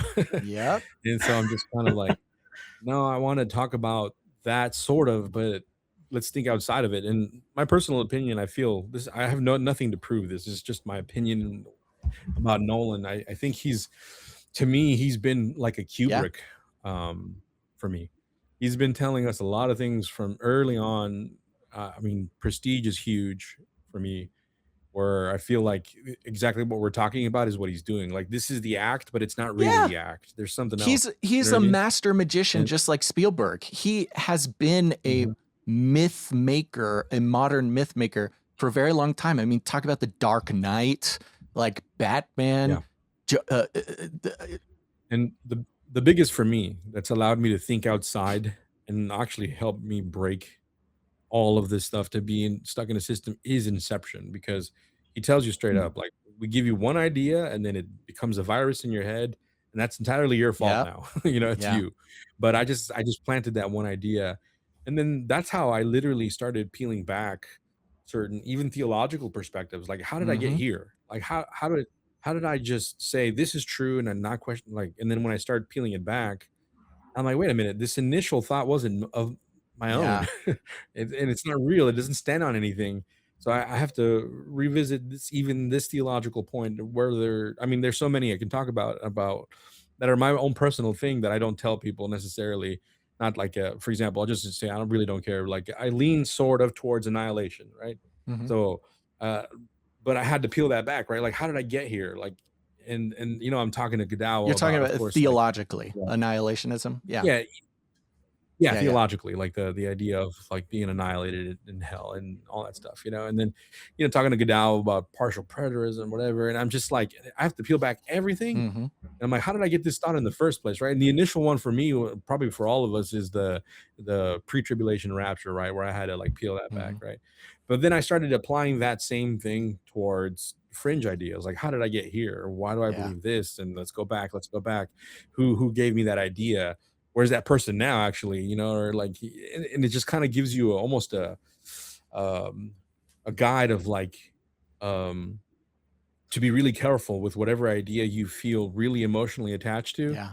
and just be a Berean and then Yep. just There you break it go. back as much as you Amen. can, whether it's a theological point, political, whatever, sociological. Just let's peel it all back and see if those ideas are any good Yeah. I whatsoever. love that. And I love that's that. why It's- you will never go viral, my friend. That's I That know. is why We're in the same boat there. I think the what you described there, and I kind of harped on when you mentioned archetypes earlier, because I've been writing this book and doing this Bible study on my Patreon, and it's this idea called archetypalism. It's not a word I came up with or anything. It's just archetypalism, biblical archetypalism, and really what started for me is like, really it was the 1948 Israel prophecy is fulfilled crowd that started it for me.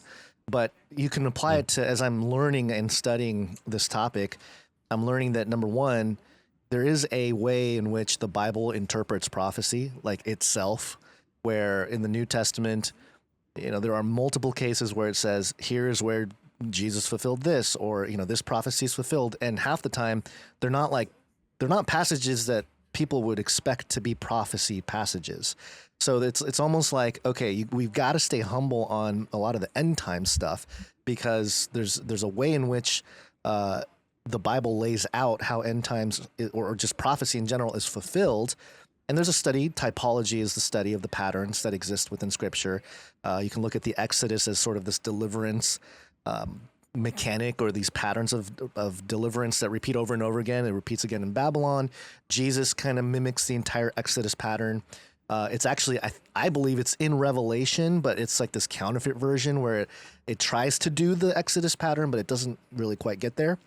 So there's always these archetypes, and I think that would allow us to look at all these different topics, whether it's the Nephilim or, who's the Antichrist, is Obama whatever the topic is, and we can point out and acknowledge what people are, because what people are seeing are the patterns. They're seeing the connection of like one passage here with like, hey, this topic here today seems to look like this partial passage there, but then you go back and read that passage and it's like, well, maybe half a verse or something can apply to what you're talking about.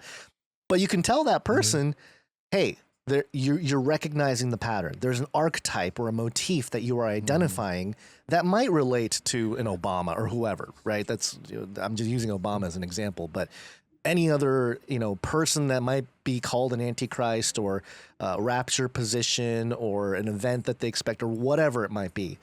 And so we can have that conversation, but allow that humbleness to still be there and be like, okay, God is actually the one that fulfills this. And the one that really kicked it in, just really kind of hit me in the face for me was the two disciples so on the third day after Jesus rose from the dead, on that day, there were two disciples going to Emmaus, the road to Emmaus, right? And, the story, people know the story. There's the two disciples. They don't recognize Jesus, and they kind of tell him, like, don't you know he died? And, they kind of made their conclusions about what had happened and that the prophecy was not fulfilled. He was not the Messiah. They concluded all this. And when Jesus talks to them, they don't recognize him, number one. And secondly, when he starts explaining to them what the Messiah was supposed to do, it says that Jesus started with Moses and went through everything, went through the entire process of the Old Testament, all the things that would matter. And then as Jesus was explaining it, they suddenly understood it. And it says their minds were opened, and it was like, oh, wow. Okay. So fulfillment should be left for Christ to tell us that things were fulfilled, not that we're going to figure out and we're going to declare something is fulfilled or something is prophetic. And we could say it's prophetic in the patterns, but not necessarily in that we know that it's going to be fulfilled this way or that way.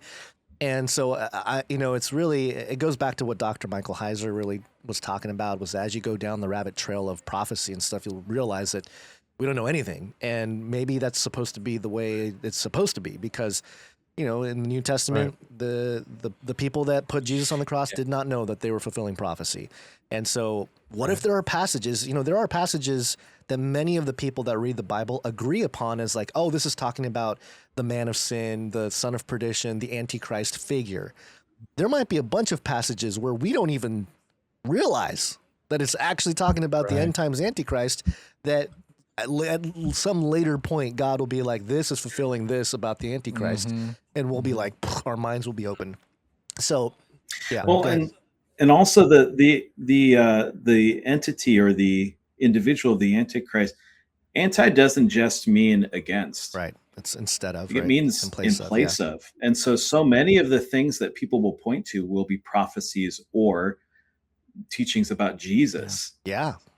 It's not going to be specifically Antichrist. They're going to actually look at teachings about Jesus and re-relate that to this other individual. And honestly, at this point, there's too much of, quote unquote, evangelicalism that could just get swept away with something like that. Oh, I guess we had that wrong. Look, look at this thing. Tucker had him on his show. So clearly he's, not the Antichrist. Whatever it is, right? Just kind of mix all those other things in. And I was thinking about that passage you brought up, the road to Emmaus, and he says their eyes were open. I was like, does this correspond back to the tree of the knowledge of good and evil? Yeah. Did Jesus just fulfill that thing, that promise? And the reason why it was evil before, because they were trying to do it without Jesus. Yeah. So now Jesus did it. Well, I love how we started this episode kind of cheekily, I don't know about criticizing, but reminiscing about the old days when podcasters and YouTubers would break down movies and symbolism and exposed, and then we spend a couple of hours talking about symbolism in movies and the Bible and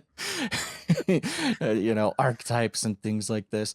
It's wonderful. I wanted to, this is so interesting because, again, I don't want to lose sight of this, and I love this conversation with you guys because it feels like we're on a very similar journey here, which is, in this new period, this transitional period, coming from the olden days of fringe podcasting to the new, but we're coming into this, whatever this new period in human history is, and the symbolism and the narrative crafters and the social engineers are working overtime.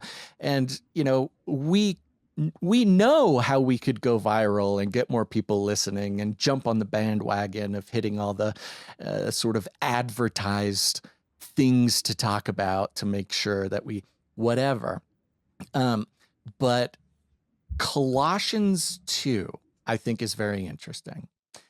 I'm going to start at verse 6. It says, therefore, just as you received Christ Jesus as Lord, continue to live your lives in him, rooted and built up in him and firm in your faith, just as you were taught, and overflowing with thankfulness. I'm reading from the NET, New English Translation, which Canarians will know. This is my new physical study Bible that I got, so I'm reading most things in this translation. A lot of things I like about it, but not trying to make a, settle down, KJV people. I get it. Heretic. You're a heretic for using New World Order Bible translations, Basil. But then we get to verse 8, and it says, be careful.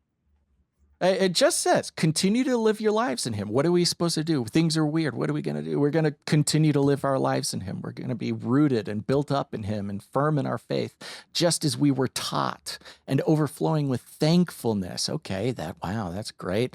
That's a great way to not get distracted by all the stuff going on. It says, be careful, verse 8, not to allow anyone to captivate you through an empty, deceitful philosophy that is according to human traditions and the elemental spirits of the world, and not according to Christ.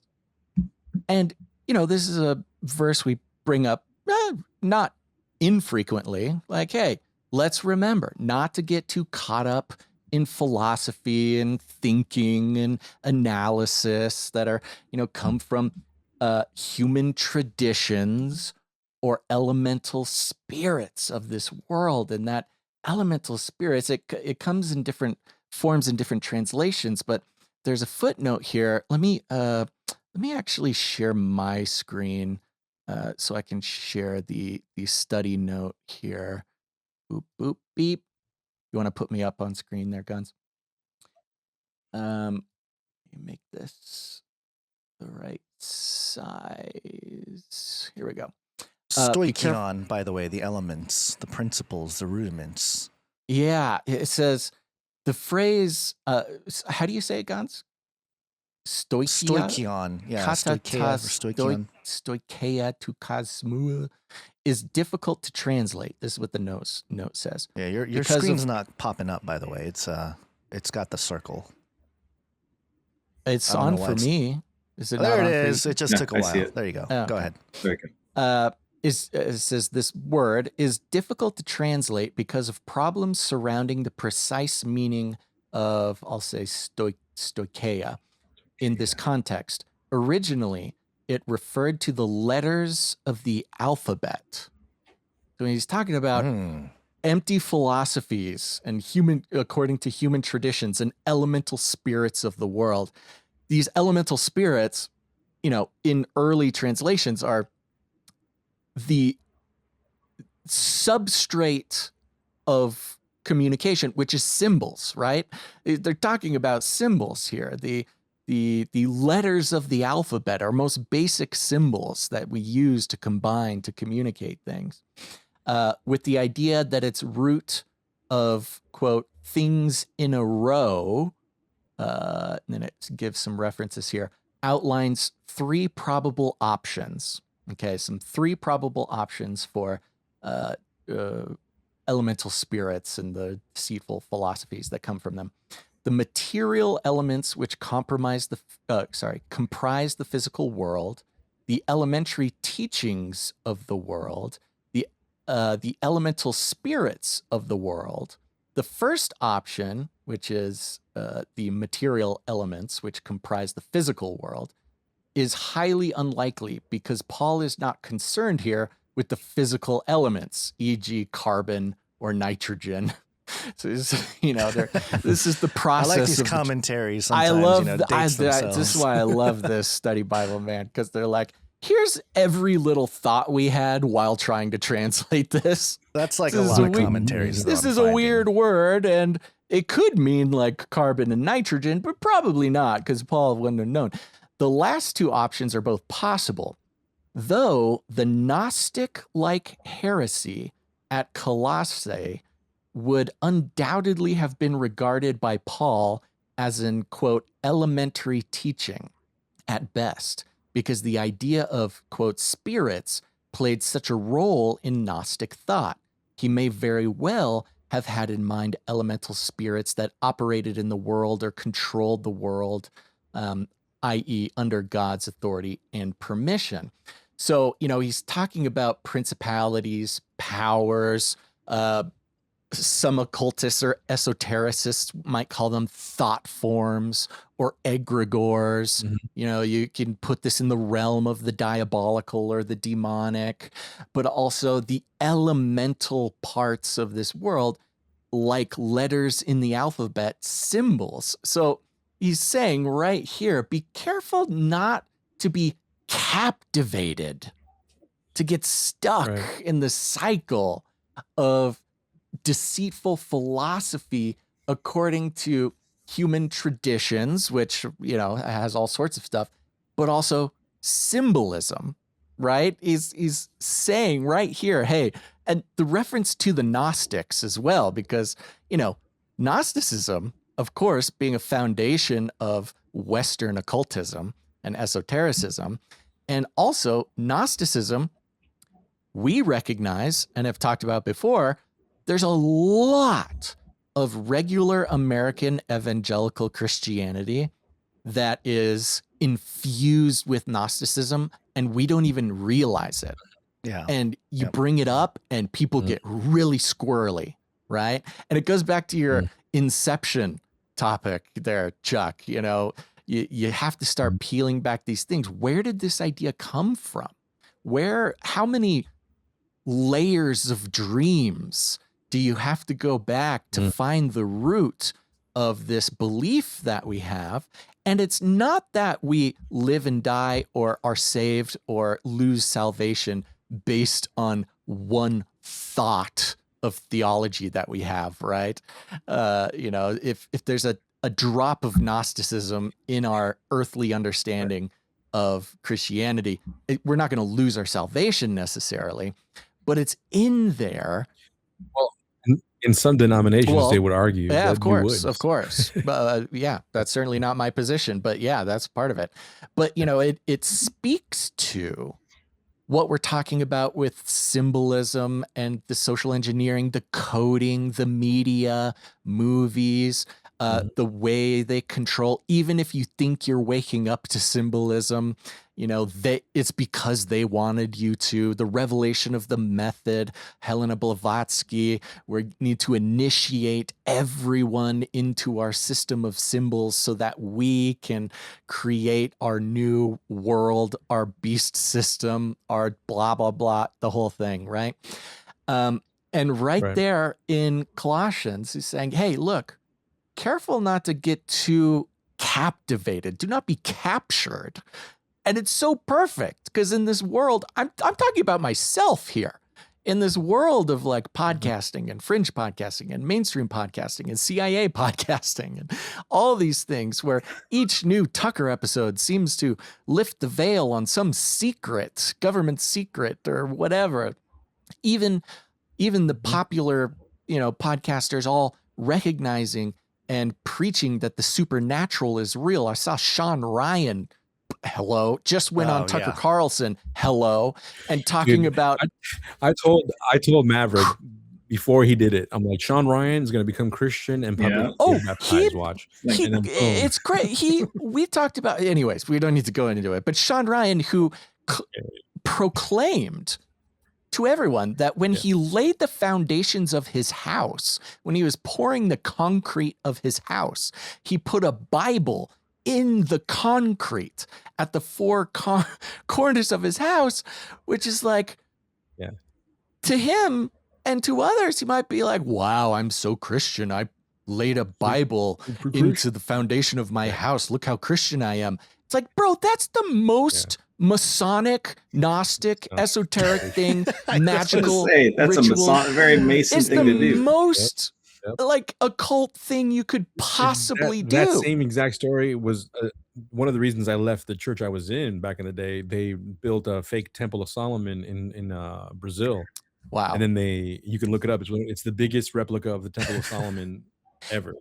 And they invested millions, and they did that same thing. And I'm like, bro, is no one seeing this? Bro, Like, I'm out of here. I'm working on a theory. I haven't talked about it. I'm working on a theory because I've been going to a lot of movies lately that I think movie theaters are based on the architecture of the Temple of Solomon, but I'll save that for another episode. Okay. That's but Basil, if we could maybe summarize the statements that you just made to one little bit we can put in our pocket. Are you saying that possibly red pillars and Christian fringe podcasters are POWs of the culture war?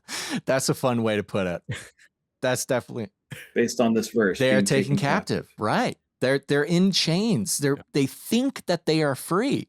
You know, red pillars think they are the free thinkers, but we've entered an age where the free thinkers are wrapped in the chains of their own making. And they're getting rewarded for it. That's when you go viral. Yeah. That's when everybody cares about your tweet, right?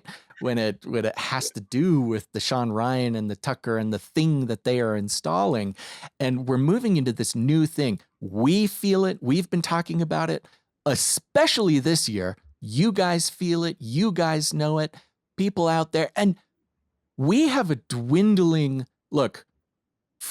Regular blue collar podcasters, I include you guys with us in this.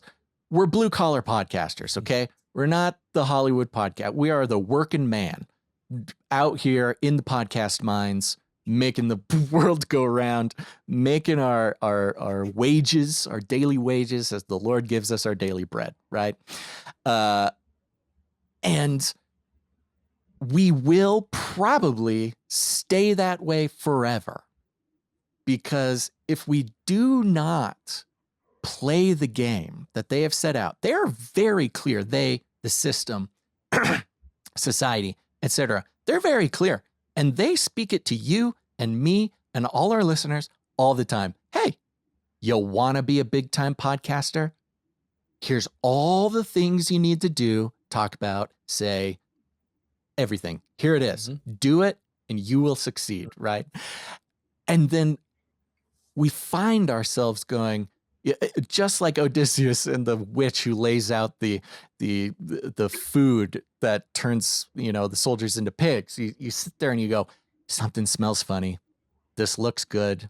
This looks very tempting, but something is wrong here. This is not very good. And so we all are experiencing, just on a technical level, baseline podcast, lift the veil level. Numbers are hard right now. People are doing other stuff. I don't know if they're going to other shows. I understand. If I was just a podcast listener, I would probably prefer Tucker. I would probably prefer Sean Ryan. It's much more exciting. It feels like every episode is lifting the veil a little bit more, and I'm really understanding the secrets of whatever's going on. For sure. Why would I bother with low quality blue collar podcasters, whatever.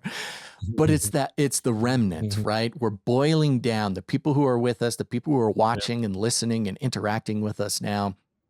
This is what we are. This is it. This is the good stuff. Okay.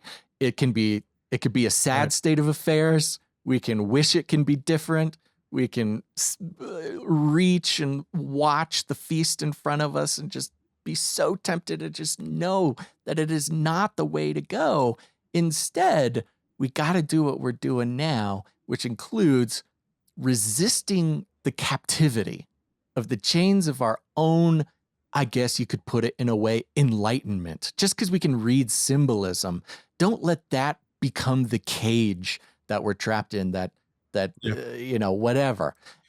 Through empty, deceitful philosophy that is according to human traditions and the elemental spirits of the world and not according to Christ.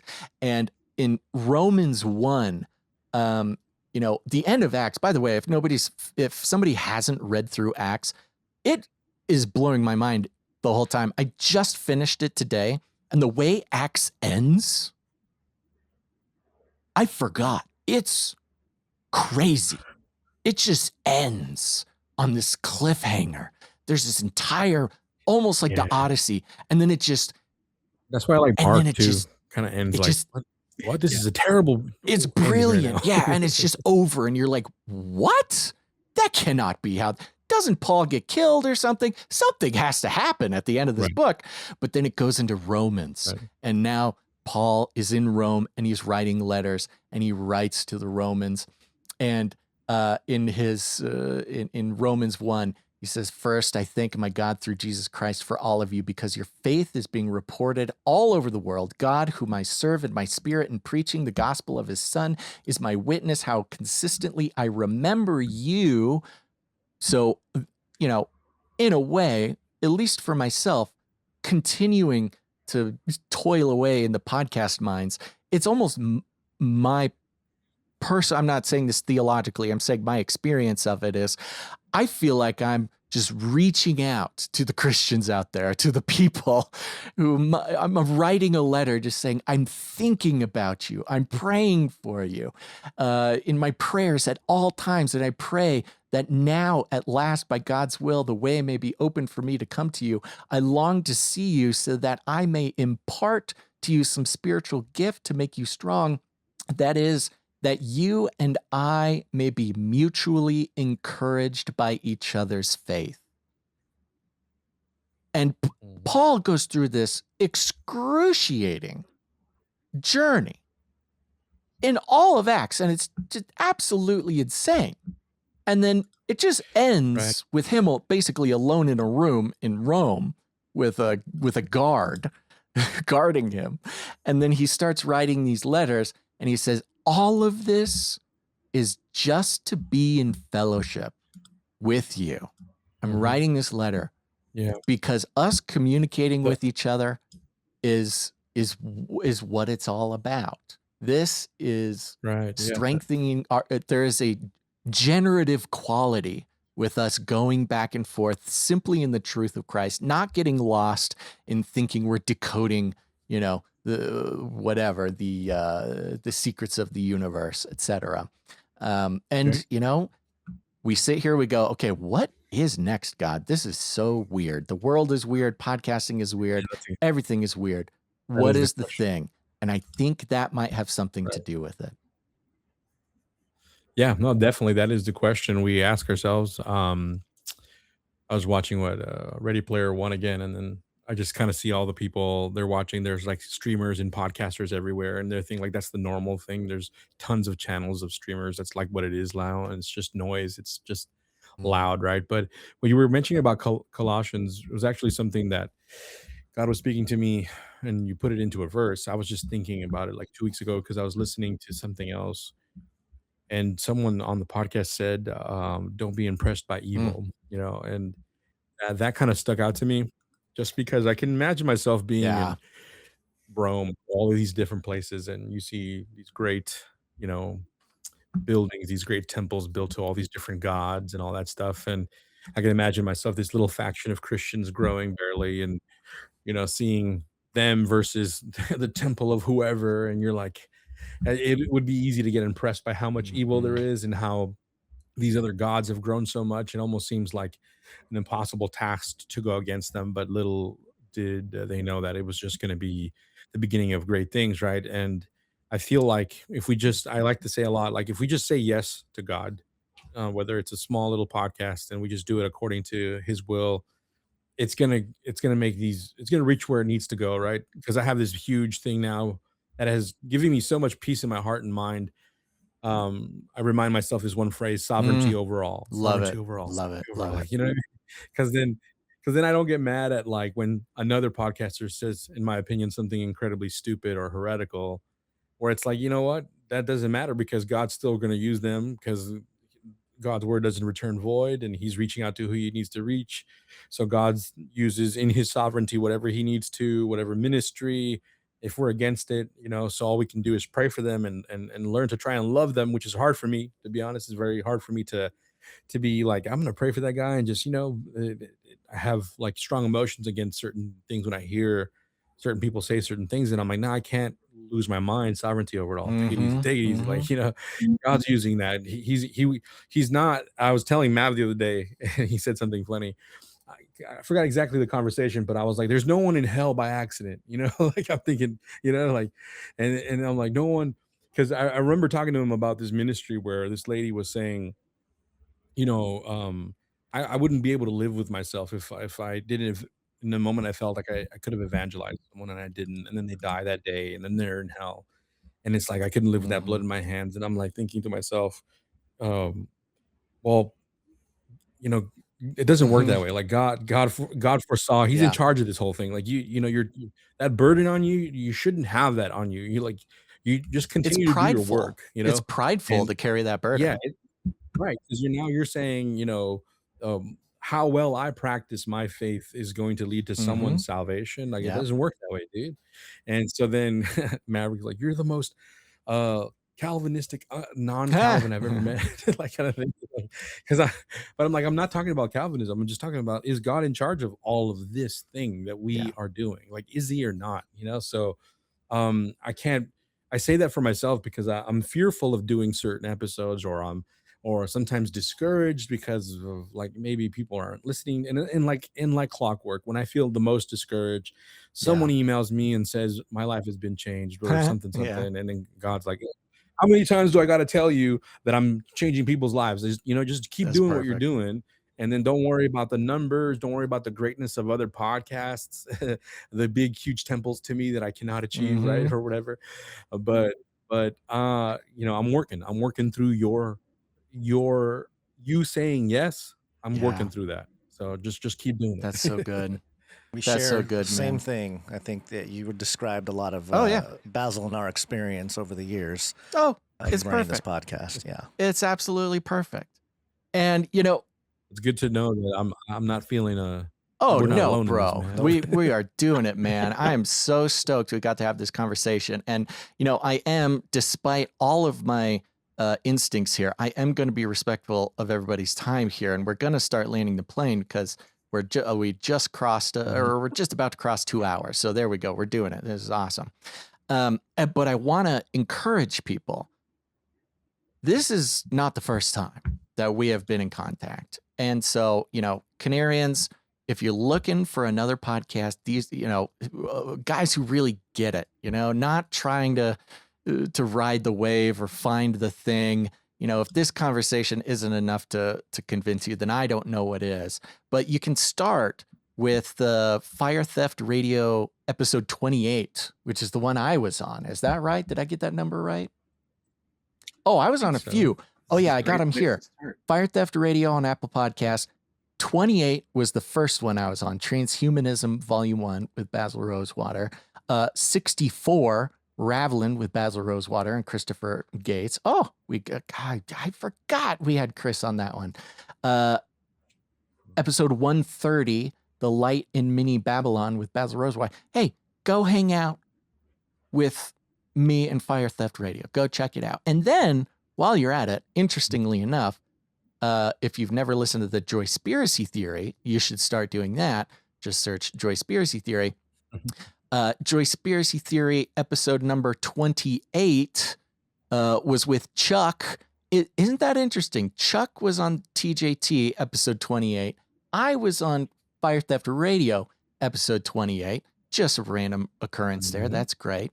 And then Mav was on TJT episode 14. Go check that out. Just get it. Just get it, folks. Because look, if you're here, if you watched or listened to any of this episode, much less if you are finishing the episode here at the end, please know you are like in a very special group of people. I hope that when I say this, it does not come from any sort of pride or any sort of anything weird like that. I just honestly, earnestly believe the things that we talked about today, that no matter the numbers, sovereignty over all, if somebody made it through this podcast, and Lord help me, I hope enjoyed it. I mean, it is only by the sovereignty of God that you did. And it is a very special remnant group of people who understand what's going on, or at least are not caught up in the madness that the system has been so good. The adversary has laid such a special trap for, red pillars, fringe Christians, blah, blah, blah, to build a prison around themselves of their own creation very cleverly. And it may not be the most exciting. It may not be I don't know. I don't know what it is or it isn't. But it's very rare, obviously, by the numbers. It is very rare. I think we should start considering downloads and views on podcast episodes in reverse, right? Usually you see the views and they're very high and you go, oh, this is good. There's a lot of views. Well, think of it the other way. Oh, there's not very many views. Oh, this is like a rare find, a rare vintage. I will. Good. It's funny you say that. The ones I get the emails on the most that were helpful to somebody are the ones that I was very doubtful and that were not good in my opinion. Always. So it's like it's always the case, man. Yeah. Everything you both have said about your experience in doing what you do, just know it's exactly the same for us. Like, it just is what it is. And so, as usual, I try to find so many different ways to try to communicate to the listeners. Like, look, I get it. We may just be a podcast you put on to listen to something while you do the dishes. We get it. A podcast doesn't have to be, probably isn't the most important thing in your life. It's probably just filling up sort of cognitive silence so you don't have to think about taxes or something else. That could be the case. But even if that is the case, it's very important, very special. I mean, each one of these numbers is just an actual human being who spent time of their lives, cognitive energy, listening, interpreting the words that we're saying. And just like Paul writing to the Romans, I just pray that we may be mutually comforted by one another's faith. And that's all it is. All the things Paul went through to go from church to church to spread the gospel, blah, blah, blah, blah, blah. He was not going to perform miracles. He was not going to do anything except for fellowship and be comforted and to comfort other believers through one another's faith. And if nothing else, that's what we're doing here, guys. Yep. Yeah. Agree with you. Well, thanks for plugging us. And we had Gons on there as well. 35, episode 35. And you guys were very gracious with your time. And on that transhumanism, hang in there, folks. Me and Baz, I mean, we went on a rant all about just getting to know Baz before we got into transhumanism. but I think it was like an hour before we got into the conversation. But that's what we do. We get a lot of hate mail too about how much we suck at talking. It's like, dude, we're just dudes, man. And I'm like, bro, I'm just a guy. I work for Coca-Cola. That's all I do, man. Why are you not more like Tucker? Why don't you write all your own monologues and script an hour of your show? Yeah, man. I just can't, man. And so I recommend that. We started doing the Reel Talks, where we analyze Reels and TikToks, because I felt like those are huge in pushing culture and ideas. If you don't have the time to listen to 160 something episodes, the Hell Hydra series pretty much summarizes the first 100 episodes. And those are only like, I think 10 to 20 episodes or something. So you can see what we're about around there. And then there's a lot of shows where it's just Mav and I kind of having conversations just like we had now. We're like, I think this is going that way. I think this is going this way. And, I think God's been pretty much in our ear a lot, because most of the time it does happen. And that's all a God thing, because this is just our thoughts and opinions. We're not claiming to be prophetic in any sort of way. I'm actually a series we're working on that we have not yet published is called Prophecy Industrial Complex, where we're that's good. where we're just kind of talking about everything that people say is a prophecy and it's not, and we're tired of hearing it, kind of thing. You know, like I remember a couple years back, I'll give you a straight example. Everyone was making a big deal about the Euphrates sort of drying up. Yeah. You know, and then it's like, oh no, it's a big deal. And then we're just talking about, and then other things that are not even biblical, like, oh, there's a bunch of whales dying, you know, and it's just kind of like, okay, so maybe that's because we pollute the water, bro. It has nothing to do with prophecy, man. So we're, you know, there's a lot of plans. I don't know how many of them will come into fruition, but we definitely always try. and so we'll keep it pumping. We keep pumping episodes until we can't. So and we've tried to live stream the rapture. Oh yeah, we did that twice already, because September 23rd, it's going to be the rapture every time. So we did that twice to see if people can see us get raptured. But you know what's crazy is the rapture, the second coming of Christ, the prediction markets on those 0%. They've not hit once. They are actually for however many they've tried. Isn't that incredible? I mean, it's hard to be like 0 at anything. Even baseball players, man, they'll at least get some contact on the ball or something, you know, but nothing, man. Absolute 0. It's wild when you look at the percentage of the hits. It is. And that's why we want to have those conversations, because I get private, you know, messages from some of your listeners, and I think they are, because they follow all the people, Canary Cry, and I think they've even reposted. I've seen them repost your show and stuff. And I'll get some private messages about like, oh, this time it's really it. You know, Trump is the Antichrist, and this is the year. Like we're done. You know, and I'm like, and then I'll kind of jokingly but very seriously be like, cool, I hope he is. And then they're like, oh, yeah, you say right. There was an ex-military guy who said that Trump is the Antichrist and we need to kill him and all this stuff. There was a story a couple weeks ago about that. Ooh. Yeah, that's a way to get a visit from the FBI. Yeah. Right, I know. Exactly. And then I'm just kind of like, well, haven't you read the story? Like, that's great news if he is. Right. Like for us. Aren't you? And if I hear one more red heifer story, I'm gonna lose it. They've been sacrificing red heifers for like 20 years, 25 years, you know? It's years. For years. They found the one. They found the pure one. That's the point. It's like, let's have the conversations, and I'm always gonna say, well, let's see what happens. Yeah. Let's see. You know, other than that, we got work to do, folks. I always say that, and let's keep working as if he's not coming back right now. You know, even if he were, it's all the same. We are here to endure and to be mutually comforted by one another's faith. Guys, Chuck, Maverick, Pilgrim, thank you guys so much for coming on the show. Really appreciate it. Go check out Fire Theft Radio and all the places that it belongs and that it exists, folks. And you can start with those fun episodes we mentioned before. And you know what? We're going to be back with another Canary Cry Radio just as soon as we can. So make sure to tune in then. But until then, think outside the cave.